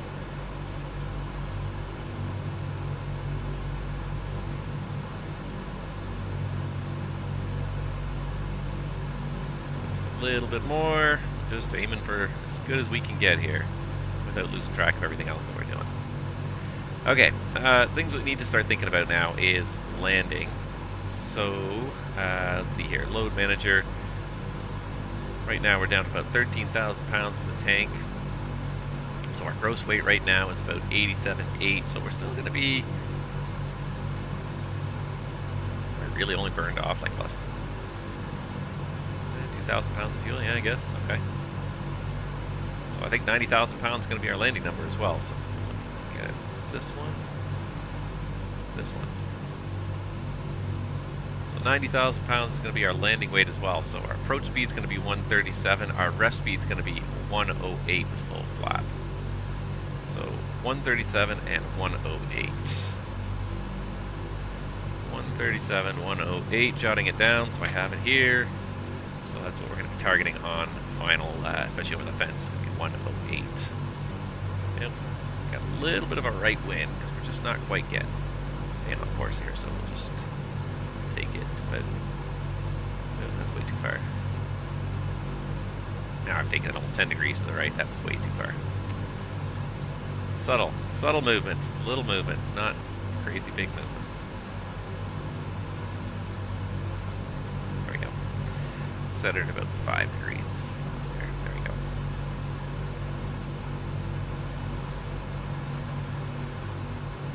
Somewhere along here, I think, is where they had that giant landslide that blocked the road, the California Highway 1 for like a year. Had an absolutely massive landslide because you can see the coast highway down there and just trace it just along the edge of these huge steep hills. Like, who looked at it and said, yeah, let's build a highway there? That seems like a great place to build a highway. I mean, obviously, like, you want to kind of follow the contours of the land, but just like, it doesn't seem like there's really enough a stretch there to be able to squeeze it in there. You really had to just dig out of the mountainside, just make some space for it. Alright, let's just do a quick little briefing here of the arrival anyways at this point. So the Big Sur 3 arrival, 10-2 Bravo, the 3rd of January 2018. Radar and DBs required turbojet aircraft only. Oh. Is there a equivalent for non-turbojets? Let's see here.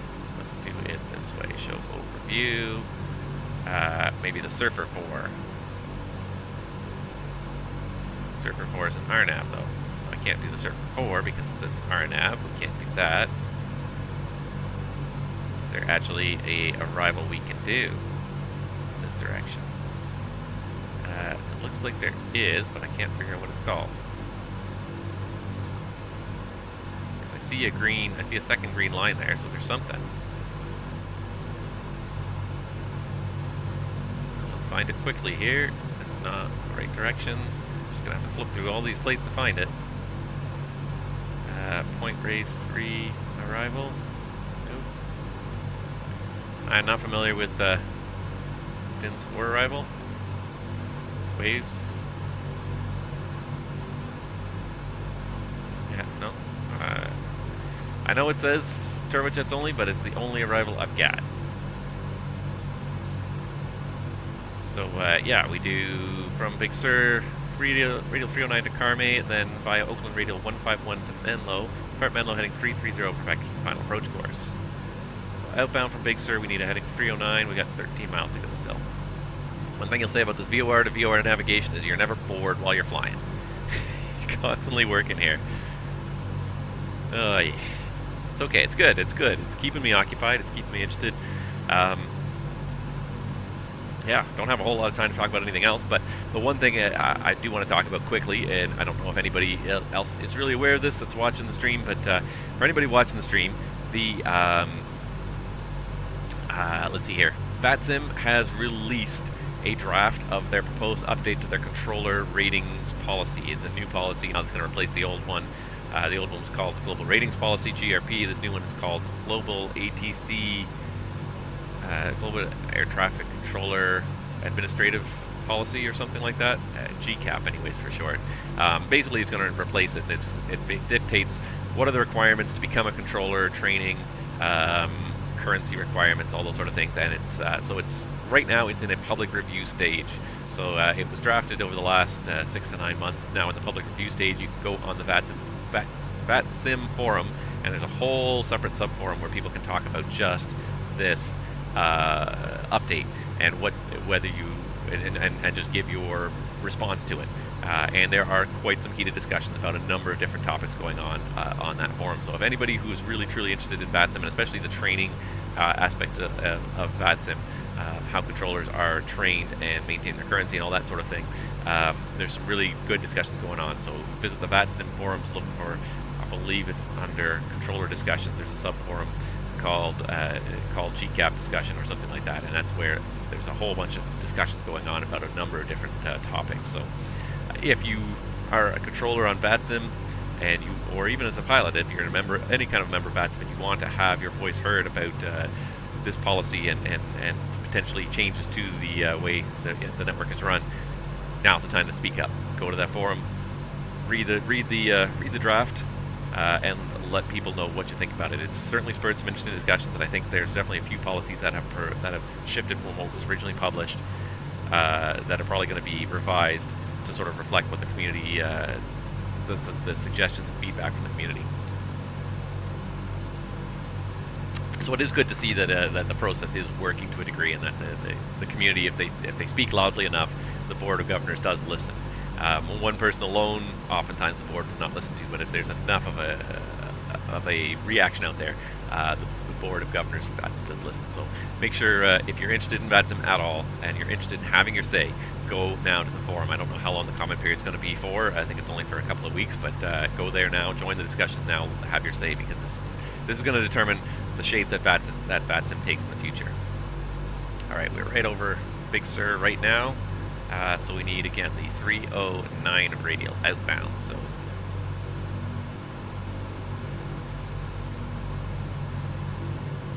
309 Radial, we can turn to get to it.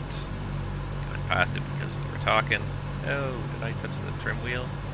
I did, but it didn't do anything because we're in autopilot. That's good. Alright, so there's 310, 309. I'm going to bring it around to about 3 24-ish, right about there. Alright, and so we go 309 till we get to 20.1 miles. And then we should have Oakland, which is 16.8.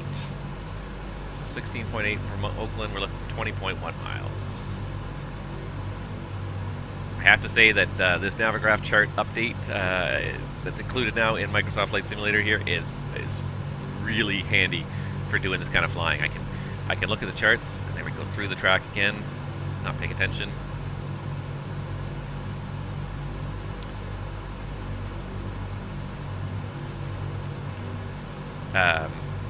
Yeah, for what I'm trying to do here and fly VOR to VOR, having this Navigraph charts built into the sim is really great because I want to drag another window over here to show you what I'm doing and just pop it open. I can look at it. You can see what I'm looking at as well. So we're on our way to Carmi at 20 miles. We then fly this 331 track all the way inbound to Menlo. And at Boulder, it's DME 34. So DME 34, we have to be level at 10,000 feet at 250 knots, which we're not going to be 250 knots, obviously, because that's not us. I really want to be 3,000 at Menlo, so let's work this backwards here and say Menlo, 6,000. Let's see, our speed's about 250. We'll say it's about 240 indicated. It'll probably pick up to about almost 300 in the descent. 300 true. So if we do 300 true, that's 5 miles a minute and 1,000 feet. So we'll need to lose about 7,000 feet after we get to 10,000. So we need another 7 minutes for that. At 5 miles a minute, 35 miles. So we actually need to start way before this. We're going to request an early descent. So we need to lose about 9,000. We need to start down, let's see, 9,000. That's going to be 9 minutes. And it's about 45 miles before we get to Menlo, which is 16 DME. So we need to be 45 plus 16. That's going to be 50, 61 miles. 61 miles from Oakland, we should start our descent. And that should get us down in plenty of time. Alright, so that's our calculation. 61 miles from Oakland. We're looking for 20 DME and we take our right turn. 16.8. Let's make sure we can receive this. Looks like it's not stopping at the right wing, so it is getting something. Good, good, good. So we are going to see it. Looks like we're going to have to let down through a little cloud deck here as we get close to San Francisco, but that's okay. That is okay. We're going to make it. We're going to brief the approach once we get a little closer in, because I just don't want to even bother talk about the approach until I can get the frequencies in there. So once we get this next turn in there, we'll start talking about it. Alright, so 61 miles away. 83 miles from Oakland right now, so.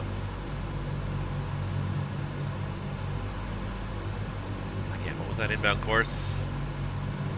331 to Oakland. See, we're almost on it right now.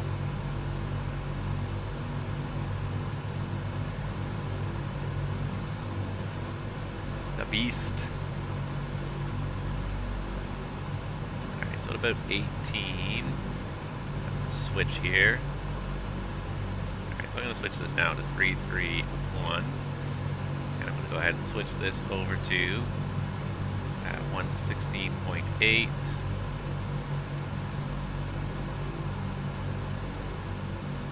Go, and well, we're right on course, so turn now.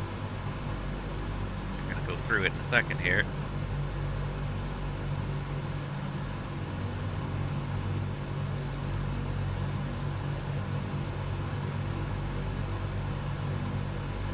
Alright, there is just about 331, and I'm just going to give it 1 or 2 extra degrees because I feel like the wind is coming from our right here. So we're heading northbound. 77 miles to go. At 61, we want to start down. 264, 18 minutes to go till we get to Oakland, which we're not going to get all the way to Oakland, but we're getting pretty close. We're about probably 15 minutes from landing here on my first voyage out in this airplane, and I managed to do it without killing myself, without killing the engines. Engine stress is beautiful. It's all in the green. Oil temperatures are sitting there nice and happy. Fuel is flowing. We got lots of fuel still in the tanks. We still got about 3,300 pounds in each tank, 3,200 pounds in each tank, which at our rate of consumption right now of 600 pounds per hour, that's still we're still talking over 5 hours of fuel in each tank. So not a problem there. It is possible to navigate still using VORs and DME. It's a lot more work than I'm used to, but I'm enjoying this challenge. This is really fun.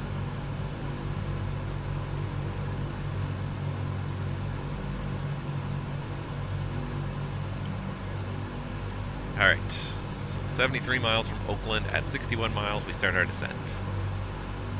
We do have a descent mode for the automatic flight engineer. I think he will set up a few things for us, mostly just reduce the power a little bit. Looking pretty good here.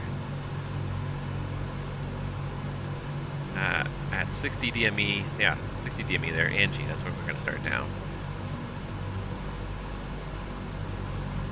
See, we're not a jet, we don't descend at a very fast rate. Because again, like I said before, these radial engines, they don't like to be abused, they don't like to have fast power changes, so basically we just keep them at the cruise power setting, and we just shove the nose over and start the descent that way, and keep it at cruise power, just pick up speed for descent. And we just make the power reduction only finally when we're getting leveled off and ready to set up for the approach.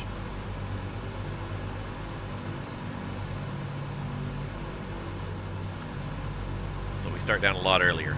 Jets, they just go roll the engines right to idle and descend quickly. But we're not going to roll the engines to idle. We're going to keep the engines at cruise power and just pitch down, just start a slow descent. Very soon here.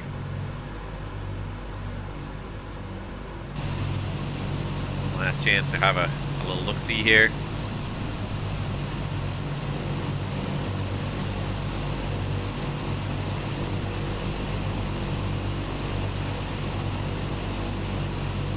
Just enjoying my last little view outside the airplane.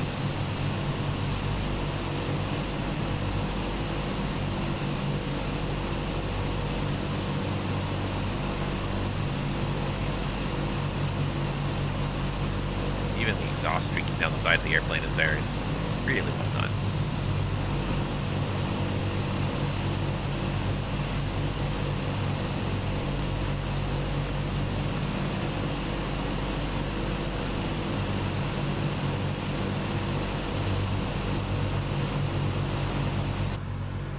Alright, are we there? Not quite, but we're very close now. 61 miles, we're going to start a slow but steady descent. I'm just going to actually just double check that this is terrain clearance is not an issue on any of these legs here.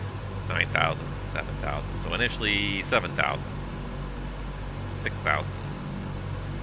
So we get to Menlo. So if we can't see anything, we'll have to just make sure we're 6,000 at Menlo. I'm just going to pull up my approach, my ILS runway. What are we doing here anyways? San Fransisco, Windsor Com, so I'm assuming they're approaching on the 2/8 here. We'll do it ILS runway 28 right.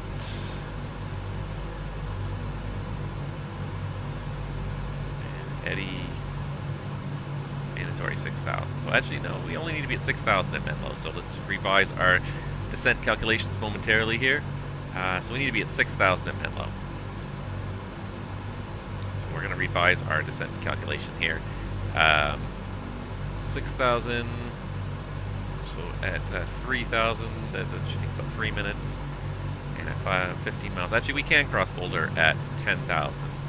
Yeah, pretty much at 10,000, and still make it down to Menlo at 6,000. So yeah, so we'll just start down about 10 miles, about passing Skunk, we'll start down from 12,000. So at DME 44, starting down. Okay, good thing I kind of looked at that and had a little look there. So at DME 44, we're actually going to start down, so we'll wait another 10 miles here.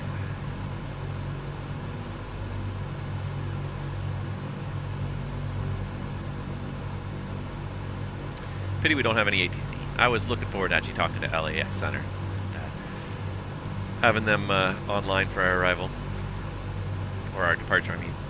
So be it. That's what you get when you stream during the day, and unfortunately this is the only time of day I really am going to get to stream right now. I'm not going to get to stream anything else probably for the next little while. Not for the next little while, but I'm going to be back to basically streaming once a week more or less. But it's not going to be on weekends as much as it was. I'm going to probably end up working a lot of weekends, which means my streams are going to be squeezed in wherever I have a chance. Unfortunately, and I know that really is not work for a lot of people who want to watch these streams. But as always, I will post all my streams on YouTube as well afterwards. So if you want to catch up with the stream afterwards, you can always catch up with it on the YouTube channel. It is a little bit disappointing, but that's the way it is. We're heading back to work now. I actually finally, for the first time in quite a few months, I headed back to work last week, and it was really kind of nice to get back. Really kind of nice to get back to work. It was a bit weird at first. It's just been so long of not working that it felt a little odd at first, not being just being at work, getting back into the rhythm of things that I used to just always do and was in such a big rhythm of it. Now I'm not in that rhythm anymore. I haven't been in that rhythm for a while. It's been I think about 4 months since the last time I worked, if you don't count a couple of training exercises, simulator and class training, but actually really going to work and hauling people around, I haven't done it for 4 months, so it felt a little weird for the first day or so. But happy to say that at least the skills came back pretty quickly. I was able to pull out the actual hands and feet skills pretty quickly, and they were a little bit rusty, a little bit slow to react, but they were there at least. So I felt happy about that at least.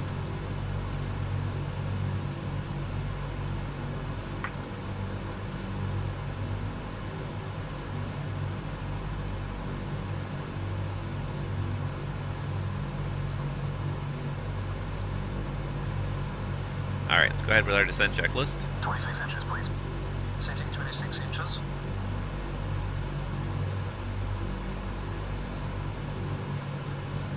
So it is a power reduction. 26 inches now instead of 35 inches. Descent checklist, please. We're trying to target flight instruments. 1,000 feet per minute down. Seatbelt signs on. On. Engine blower is low. Low. Descent checks are complete.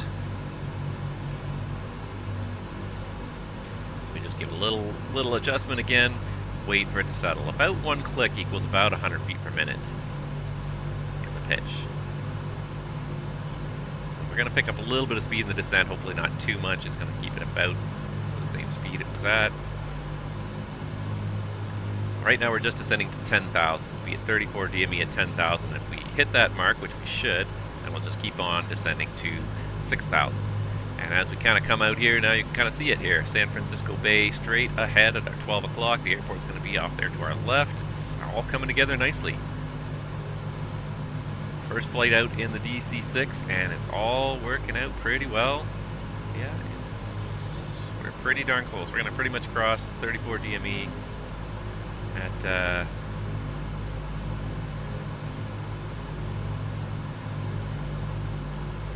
yeah, we're not quite doing the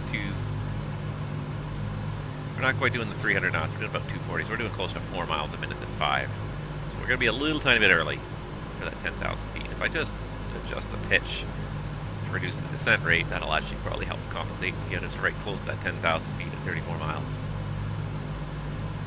Down we go. First flight leg here, live streaming the DC6, and so far so good. Nothing has failed. I haven't broken an engine or blown an engine apart yet. You can see we got a 90 BMEP power setting here, and this is pretty much what we're going to keep now all the way down to the runway. This is our reduced descent and approach power setting. We're just going to level off eventually, let our airspeed bleed back, and then we're just going to use flaps eventually to control our speed and our descent rate.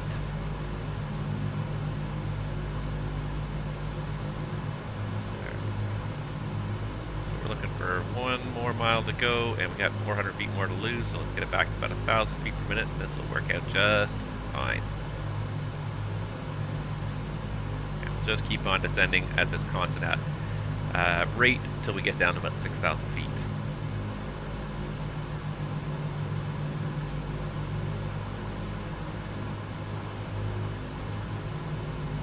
I honestly have to look at the flap placard to remember. 174 knots for the first stage of flaps. It's been a little while.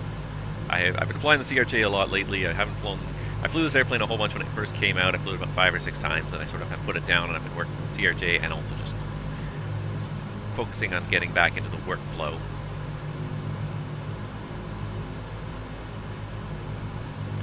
So I have not, I haven't taken this plane out for probably, this is the first time I booted up for probably like 3 weeks. So I'd say we're not doing too bad here. Everything seems to be working out pretty well. I remember a lot of it anyways here. Alright, what's the distance to Menlo? At Menlo, we should be so we should be at 16 DME, we should be at 6,000. And then from there, we're going to have to probably make a pretty quick and steep descent to try and get down to the localizer. And actually, now that we're past, we're on our way in, we should be actually just quickly briefing up this approach here. So we're going to have 284 as our inbound track, 111.7 is going to be our localizer. So 111.7.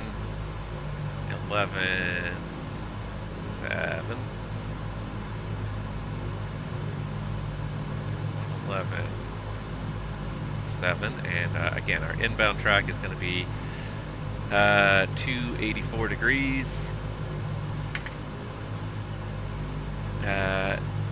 Crossing height at Aximal, which is 7.4 DME, is going to be 1,800 feet.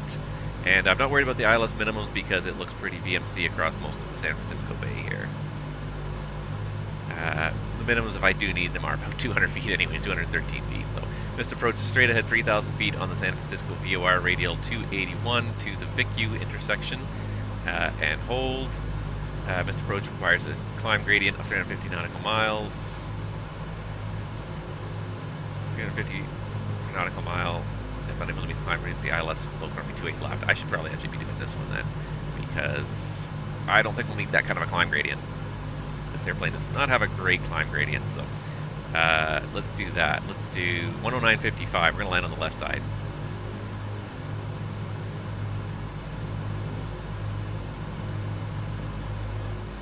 Still the same inbound course, I believe. How are we doing here? We're at 80. We're at 7,800 here. So 284 is our inbound course. Yeah, same inbound course, same minimums to. Nope, this is actually different. Yep, 213. Yep, no, same. Climb to 4,000 feet on the 275 radial to the Oldham intersection and hold. Circling, not authorized. Use IGSC. Give me one on low course. VGSI and ILS glide path not coincident. Cat 1 ILS. No procedures. Alright, so we're going to do all of that. And, yeah, it's 2.85 degree slope. Gonna have some pappies on the left and a quick look at the airport. General aviation is over here. So we're going to take a right turn off the runway and taxi across the other runway. It's not the most convenient way to do it, but I don't know that we can meet that climb gradient, so I'm not going to plan on it. That's the thing.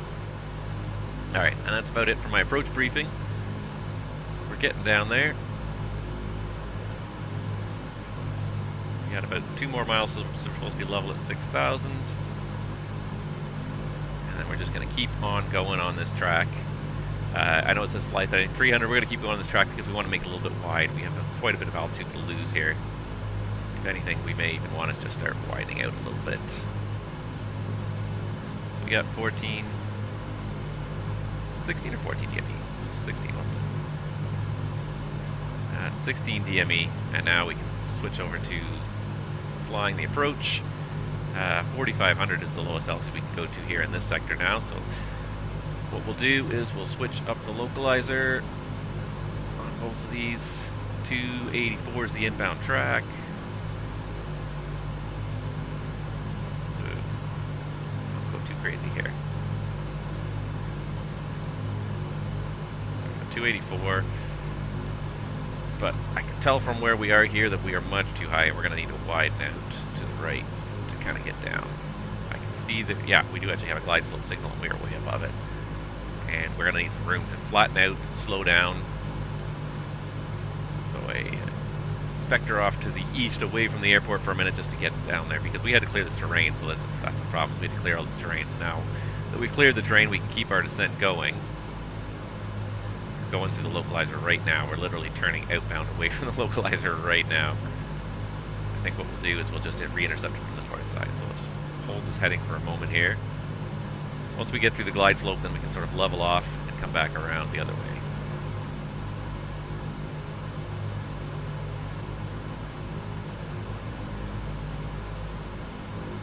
Alright, so we're just doing kind of a racetrack pattern here just to allow us to lose the altitude after we cleared that terrain there on the arrival.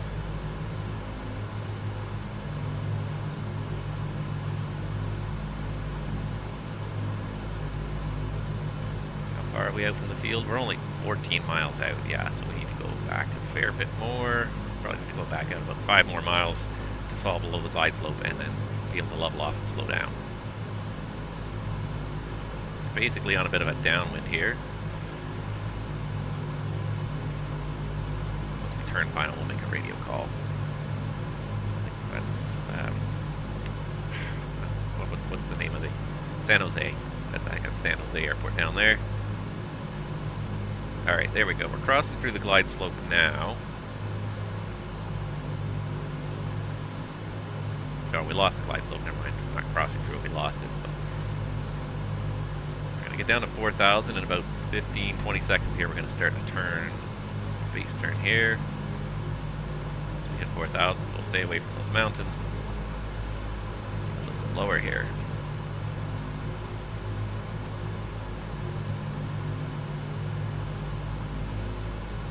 Now we're about 17 miles out. We should be good in this altitude here. We'll go down to 3,000, intercept approaching 3,000. Once we level off, we can lose some speed and start configuring. So the trouble is with this airplane is that because we don't want to really be pulling the power back to idle any more than it already has been pulled back, it's going to take us a little while to lose altitude and or speed. And we've actually lost the localizer. We went out so far here. We went to 18, almost 20 miles here. So we lost our localizer signal, but that's okay. We're just going to track inbound and find it again.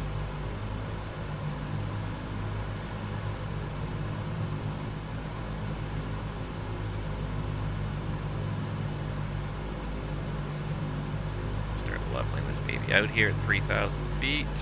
And actually, I should just double check the altimeter setting here in San Francisco is 3001.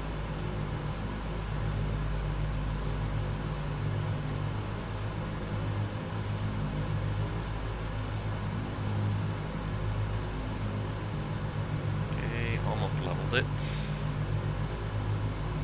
We're gonna set the altitude hold right there. Altitude hold is engaged. Let's just hold the heading for a moment here. And it looks like we got the loc flag back, so we just hold this heading and intercept the localizer.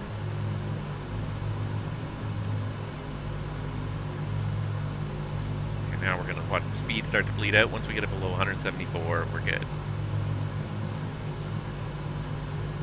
Oh, look at this. I got it into approach mode today. Nice. It's actually, and it is tracking the localizer. Alright, I don't know what the procedure was, but whatever I did it right, because it's tracking that localizer now. Alright, let's see what we got here. San Francisco traffic. Clipper 58 is a 16-mile final runway 28 left San Francisco. Alright, so it's going to take a little while for it to bleed off this speed.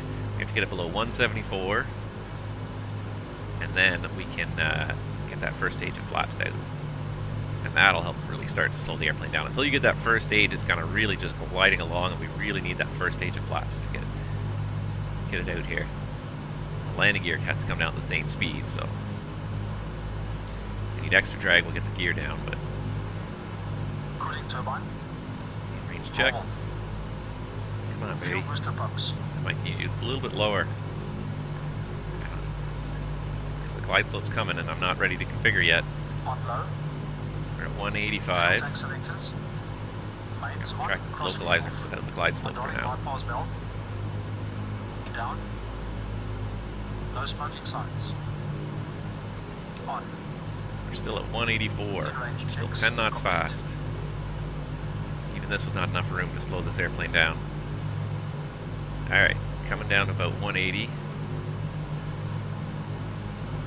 Alright, I may actually override the first officer and set a lower power setting. I know it's a bit of a no-no in this airplane. But I may set it to about 70 here.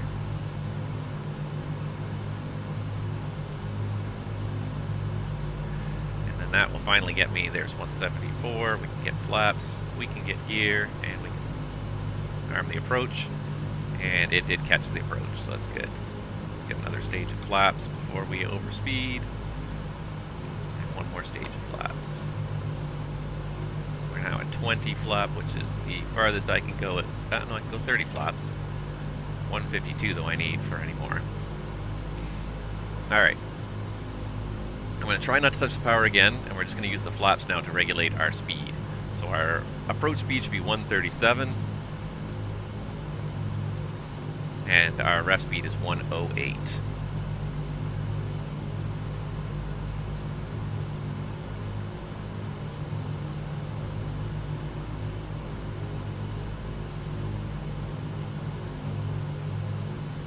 Alright, go ahead, go flap 40. 8.4 miles final, we're doing okay here. We're just about at the approach speed here, and at this point now, we don't change the power setting anymore. What we do is we regulate our speed by adjusting the flaps, and if we need to, we retract the flaps by a notch. So I just went from flaps 40 back to flaps 30 because we're losing speed too quickly here. And I do have a little bit lower power setting than I should for the approach. You're supposed to have about 90 for the approach. And I've got about 70, but we're not losing enough speed. We were above the glide slope before, which is, of course, a bit of a problem. Alright, we're going to call for the before landing checklist. Flaps 20. Setting flaps 20. I'm going to reset flaps 30 maybe in a second. Oh, actually, flaps 20 is working out okay right now. 20 flaps set. Boosters ridge, please. Auto ridge. As long as the speed set. does decay below the rest speed of 108, we're okay. Gear up and down. Gear down and locked. 3 greens. Props. 2400 RPM. 2400 RPM set. Cal flaps. Plus 3 degrees. Cal flaps set. Okay, flaps 30 again. ADI off. ADI is off. Landing lights. Speed good. Extending lights. Lights extended and on. 5 miles final. Cockpit cold. Set cold. Before landing checks complete. And it was 7.4 DME at 1800. I already passed that, yeah. Alright, let's go for full flaps because now we got to basically slow down. We're on short final. Get down to about our target speed of 108. San Francisco traffic, Clipper 58, correction, Clipper 65 is on 2 mile final runway 28 left. So where there's speeds through 120, bleeding off slowly. It's going to work out pretty nicely, I think. Alright, time to disengage the autopilot. Let me do it. I tried to fly the airplane a little bit, and there's no flight director, so I am just flying this off the raw data. Fortunately, I see the Pappies over there on the left. Yeah, drifting a little bit below. She wasn't trimmed when it came in. We are pretty much right at ref, though. There's 107, give or take a couple of knots. I worry that we're going to get a little tiny bit low here on the speed and the glide slope. We are quite a bit low on the glide slope now. I look, I'm trying to look everywhere at once here. My scan is not what it used to be. I'm going to take the flaps back to 30 for the landing here. Or 40 anyways. Because even that, like I'm below the slope. Below the slope and I'm below the rest speed, so. And there's no 50, 40, 30, there's no GPWS, so it's just good old-fashioned eyeballs over the runway. I'm just going to go ahead and pull the power to idle. And there we go. And we're down with a very poor frame rate, but we're down. And we're just going to let it roll because we got a long way to roll, and the drag on these tires alone is enough to slow this plane down. Slowly but surely. And there we go. We made it to San Francisco. The first flight in the DC6 on the Twitch stream here is done. It's not going to be the last one I'm going to do. I think I'm going to continue with the Coastline Tour because I think that's really kind of nice and scenic. So I think the next thing I might do with this at some point in the not too distant future is I might take us from San Francisco, continue up to Seattle, which also has some good scenery, or Vancouver, or maybe both. I'm going to make a couple of stops along the way. I have Portland, Seattle, Vancouver scenery. I'll do something like that anyways. I'm going to go to the next, a little further up the coast anyways. Now, which ones can I turn on to here that will let me cross the other runway? That's the big question. Come on, taxi chart. Show me the taxi chart. Yes, this one here is Delta. I can cross on Delta.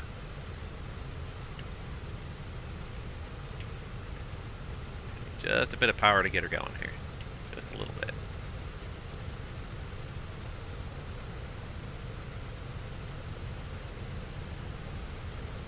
you can do the after landing.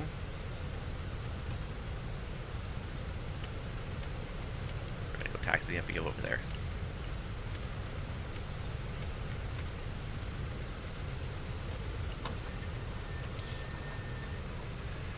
After landing checks complete. San Francisco traffic. Clipper 65 is clear of runway 28 left, crossing runway 28 right to the GA. Because at this point, at this time in the real world, any DC6 that's operating is purely for leisure. It's not airline travel anymore, so I'm not going to go park at a gate. I'm going to go park at the general aviation FBOs. In my mind, in my view of this airplane, this is like a classic airplane that's being operated as a charter service, perhaps, or sightseeing aircraft. Not necessarily like an airline level flying, but which will allow me to fly these scenic routes up and down the coast. Get out of the way, buddy. Come on, get your bloody vehicle moving. Really, you're gonna make me go around you? You're a jerk. Okay, I kept my stream PG so I can keep my advertising dollars. You're a jerk, buddy. You're a jerk. I don't think the wing is supposed to go over the vehicles, but anyways. Only the vehicles are supposed to be blocking the aircraft. If you want to talk about things that should and should not be happening.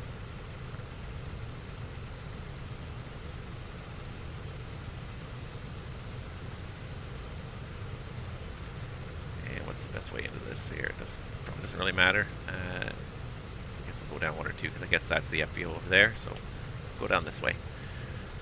There we go. We made it. We did it. We made it to San Francisco, VOR to VOR. Proving that I do know how to navigate an airplane without a GPS. I'm not just a child of the magenta line. I like the magenta line. It makes life a lot easier. But nice to know that if it was to fail, I understand enough about how to read a chart and tune a radio that I can get by without it.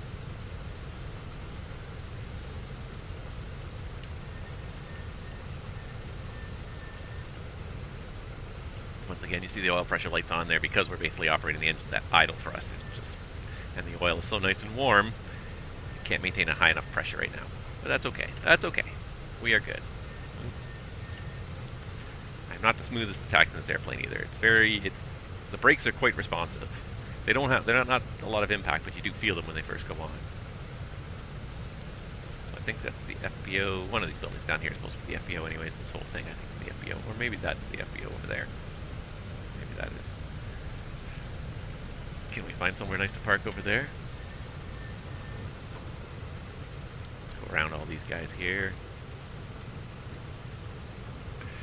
See, and this is one of the things, and I made a comment that there's certain sceneries that are missing ground clutter. This is a default scenery, but they've got a reasonable amount of ground clutter, even just pylons. It's funny how such a simple thing as pylons, shouldn't really make a difference, but it does. It makes it feel like the place is lived in. These are the tools of the trade.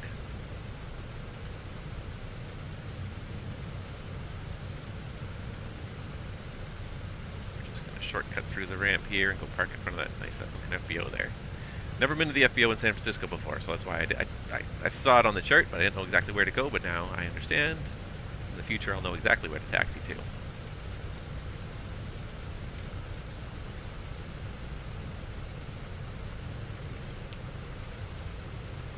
Alright. Just swing around in front here.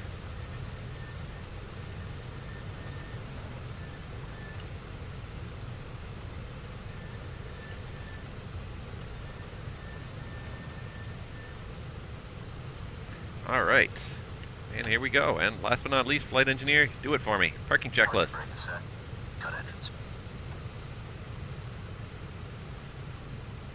Cut them one at a time, and the airplane slowly settles into silence.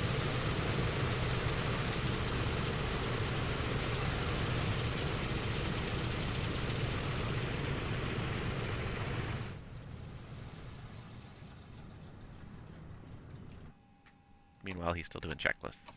Basically, he's going to power the entire airplane off. He's got all the ignition systems off, fuel pumps off. He's going to basically turn the whole airplane off.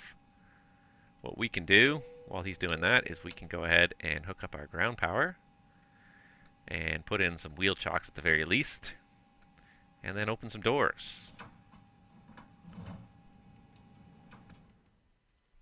And because he's powered the airplane down, yes, yes, yes. Airplane secured.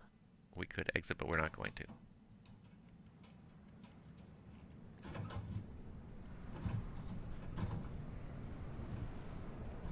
Gotta wait for the doors to open before it'll allow me to deploy the stairs. And there we go. So that's it, guys. We made it. We successfully got this DC6 from Long Beach all the way up to San Francisco using nothing but old-fashioned navigation skills, just a VOR and nothing else.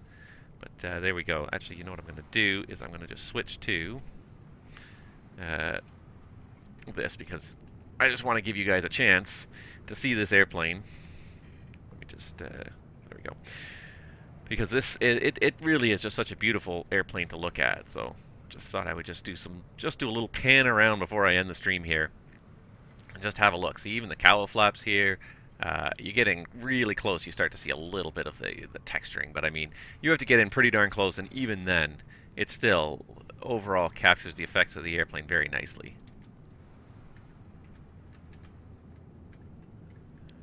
You've got your ground power unit already hooked up to the airplane there. The stairs, you could actually mount the stairs, which is really kind of neat. Oops, other way. There we go. You could actually mount the stairs and actually walk into the airplane. And I guess just to keep the detail level simple, they've got a little tiny bit of a static image here, but the second you walk into the airplane itself, through that threshold of the door, you're here in the airplane. There's all the flight engineers, there's all the manuals, headsets, flight engineers stationed back here. It's just incredible the amount of detail that was put into designing this airplane. And if you go back in the cabin itself, there is a fully detailed cabin in here as well.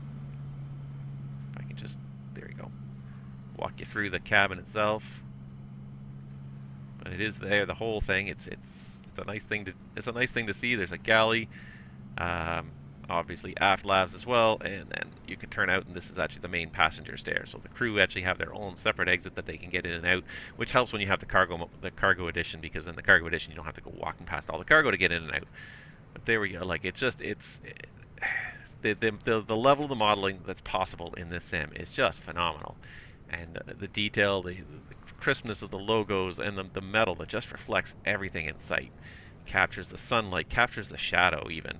The shadow on the pavement is visible in the reflection on the side of the airplane. It's just a wonderful thing to see. So anyways, that's going to be it for me today, guys. Thank you so much for watching. I think I had a lot of fun. I hope you guys had fun watching this. I didn't get as many people on, but I guess it's Friday morning. It's a tough time to do, so I'll try my best to try and get those weekend streams in, but this weekend is not going to be a possibility.